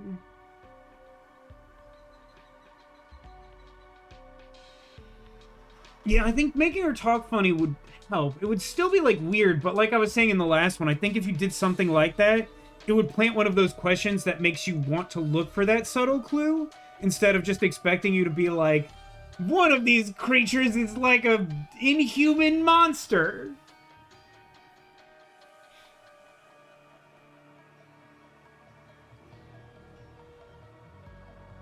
Someone blanked a blank. Blank a blank. I don't think the pipe's involved. I feel like he was just smoking the pipe, right? What messed with the net? Like, it feels like he was going down the ladder, and the net was, like, tangled onto it? Or maybe that's, like, part of this series of actions? But that seems weird. I don't know why that would occur.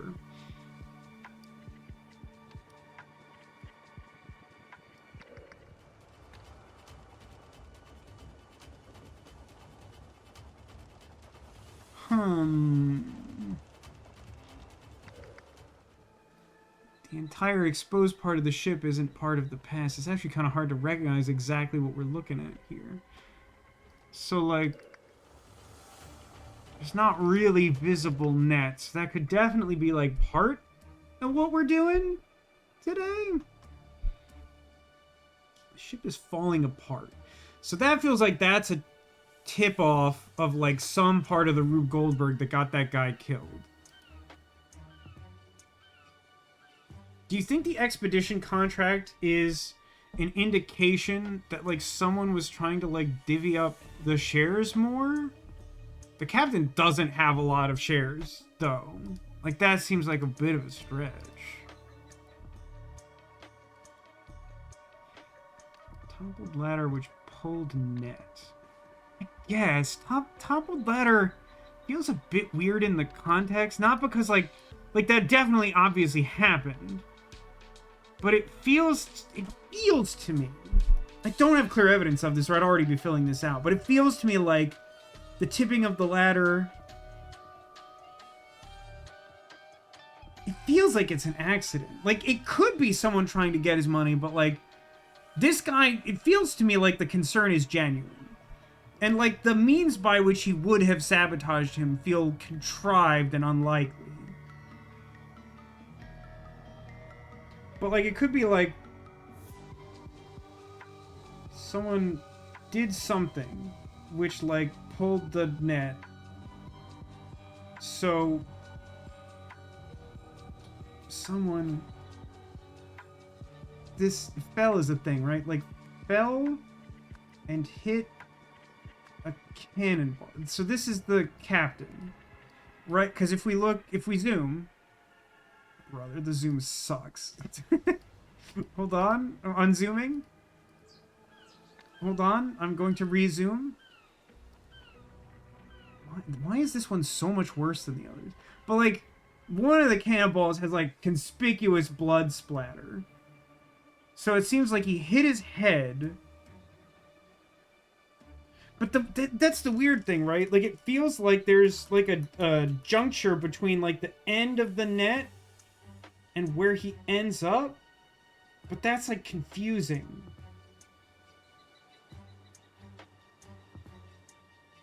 Like, it feels like the net pulled him into the water, but it also pulled the ladder down, and it feels weird for both of those things to be true at the same time. Is that a gun or a bottle in the hand? It's actually a kukri. It's closer to a knife, if you're not familiar with... I worked on Deadliest Warrior in a season where we covered kukris, so I'm more familiar with this weaponry than most.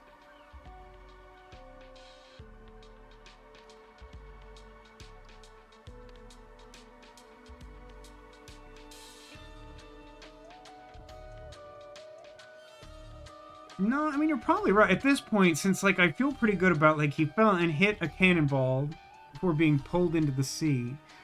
It's not clear to me if being pulled into the sea is, like, a monster or something. Like, that seems like it's possible.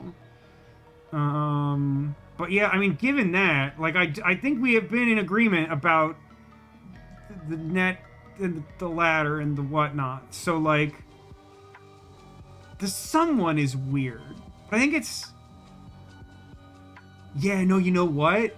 it's someone pulled the net and toppled the ladder, not the other way around. Because something in the sea set a trap, I think, is the implication. Which toppled the ladder, and then he's like vulnerable, and then they dragged him into the sea. Yeah, it's a monster. It might be Dear Mother or what have you. You solved the scenario. Several hours after losing the vote, William Nunda's supporters launched a coordinated attack on Alistair Sim's faction. On the deck, Nunda and the Master-at-Arms ambushed the helmsman, thinking they had him outnumbered, but, like, he's the second best character in the entire franchise, and everyone can just get dunked. However, they didn't realize the rigger was above them, making it a fair fight, which they lost. Eventually, everyone killed one another, apart from the bosun and his son, who escaped with the map. More than a century later, the expedition team found the shipwreck. Radigan Olita was lured into a trap and dragged into the sea.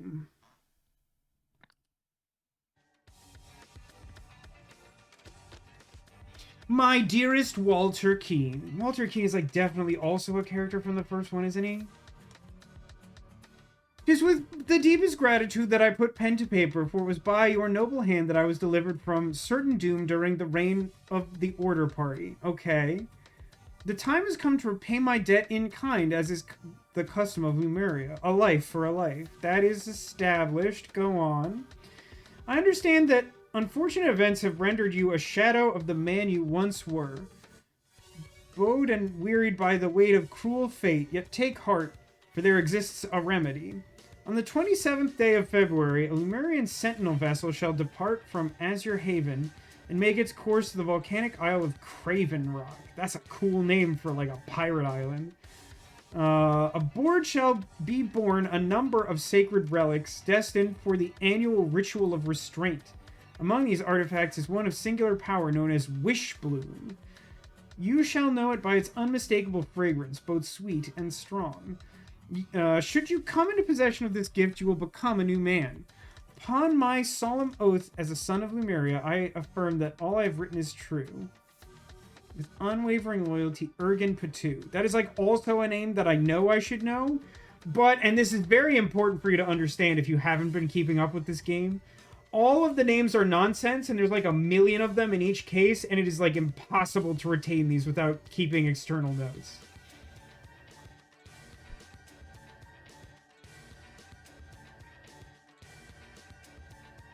I don't know how many more of these are left. I could imagine there being 3. It's possible this might take a little more than one more stream, but, like, I think we're close. We're in the home stretch regardless. So far, this has definitely been my favorite DLC, but I think I said the same thing, like, halfway through the last one. And it's not... That one wasn't the worst, but it wasn't good.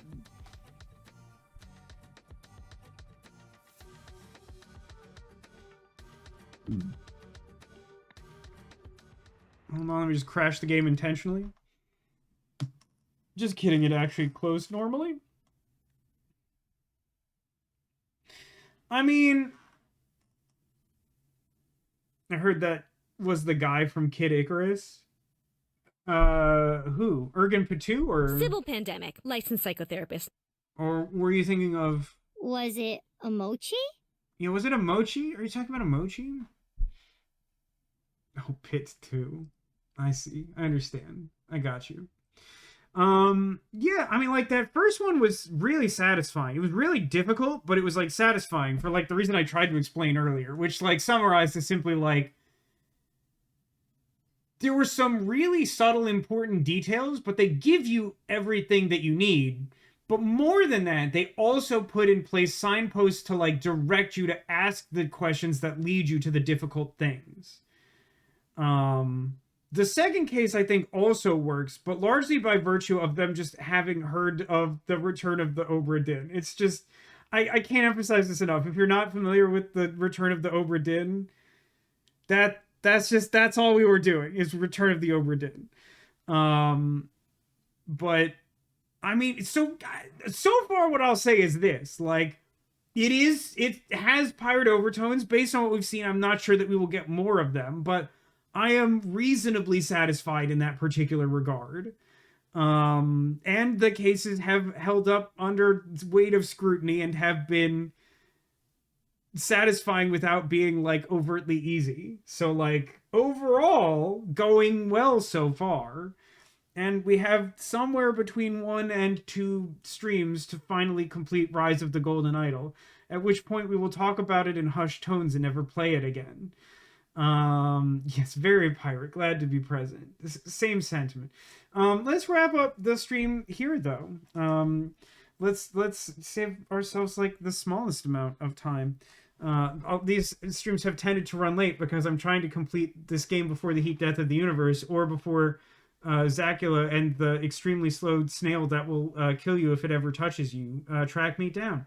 Somewhere in this room around me, I've hidden some number of Squirtles. These secret Squirtles, hidden among the plush toys on display, will be an omen of good luck for you in the coming days if you are able to locate them.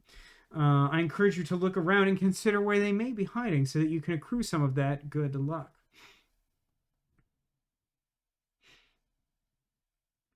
See, Carlos, very popular guest tonight. Not perhaps terribly surprising. The pumpkin. Was I not here for Halloween? I think this one was new last year. I think I got it a little bit ahead of Halloween. So like, I think I showed him off a little before Halloween, but he was definitely around for Halloween. But yeah, they did a whole like Kanto starters plus Pikachu line of like Halloween, and I think they've done like 2 like holiday / Christmas ones, and the little like jack-o'-lantern pail on Squirtle is the best one, and it makes me happy because I really like jack-o'-lanterns. But yeah, let me gather some guesses here. Saw early Carlos, saw second Carlos, saw third Carlos, saw Kaylee the Pirate Crab, Snoopy. Any guesses from you, Critwitch, or anyone else I haven't seen, perhaps? That's most of the folks I've seen active in chat towards the end there. But like, I don't. Just to like summarize a little bit, like I'm not opposed to these puzzles being difficult, which I think like some people would like accuse me of. But like that's really not the case. It's just I don't like when solving the mystery predicates on like something that like they don't give good clues for, or they give like basically no clues for, to the point that like the only way to solve it is like either look it up or like stare at it so long that you like have an aneurysm and then suddenly understand their reasoning and find it unsatisfying. What Katie did you give your Squirtle? I think at one point I put like the tiny Twix in here, because like there's not a lot of space to put something in here, but like the little Twix is kind of just like a bar, like a tiny little column.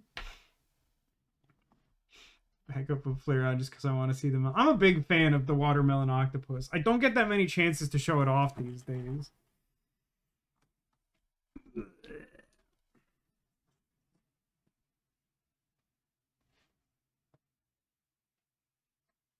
Here she is.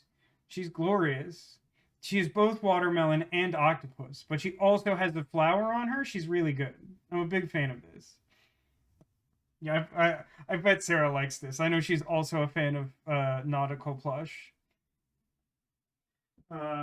Unfortunately, not a Squirtle hiding back there, but another plush that I don't get many opportunities to show off. One of my big sleeping evolutions. It's Espion.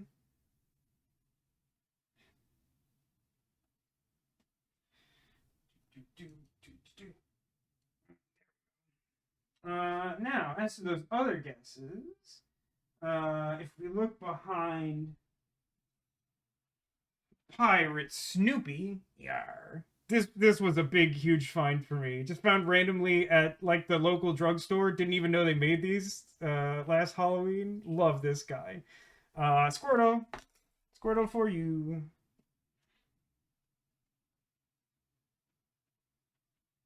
Squirtle also behind Pink Pirate Crab Lady. This is one of the like holiday Kanto starter Squirtles. I think there was another line from like years ago that I like wasn't aware of that exists. I've seen like photos of it. I forget exactly what it looks like. I think if I remember correctly, the Squirtle between the two lines is actually really similar, whereas like the Bulbasaur and Charmander and possibly also the Pikachu were like more distinct. So like I think he just had like different color earmuffs or something. Yeah, also the very popular guess behind Carlos, the Clawsome. You guessed it, also a Squirtle. And I'm going to say that this was not a particularly challenging theme to guess, but in case you didn't pick up the common thread, it's pirates. Because we've been anticipating the pirate DLC, so I figured I'd make it easy for anyone who came out to enjoy that together with me. So that also applies, of course, to Hans, the Porcupirate, who's here on the table. This was courtesy of Sarah, also a great Halloween find. Yeah, so this was a lot of fun. It honestly was. Like not even like mitigating being like, well, this wasn't as bad as some of the other ones. Like I honestly thought both of those were a lot of fun. Those were like really on the high end of what this game has had to offer, which admittedly is mostly a low bar, but there have been some good things in here. Like both of the Spiel Dance ones were pretty good. I think the second one had like a little bit of malarkey at the end, but like those were both interesting. There were a few other good ones like around, like the apartment building one was pretty cool. Other than that, like also had a little bit of malarkey at the end. But like the pirates have been going well so far. So maybe we'll actually, like, I'm not going to say it would redeem the game, but it would certainly end things on a high note. And I think, like, I would feel justified in going through all this if it meant, like, in the end, the pirate DLC was, like, actually, like, the one worth playing, you know? But yeah, that's going to do it for tonight. Thank you, everybody, for watching. Really appreciate you coming out. Had some resubs, some people helping keep the logic train rolling when things got stuck, so I appreciate that help. And it's just nice to have you all here. I hope you enjoy the rest of your weekend. Thanks for watching. Thank you for being here. Thanks for being you. And I hope to see you again soon. I anticipate at some point next weekend we should be able to complete this DLC and move on with our lives, as I teased on the Discord. I think once we complete this, I have 2 different train games to alternate between through. That was a terrible sentence. But they're both a little different in nature, both puzzly. And I'm looking forward to playing both of them. But yeah, until the next time I see you, take care of yourselves and remember that you are awesome.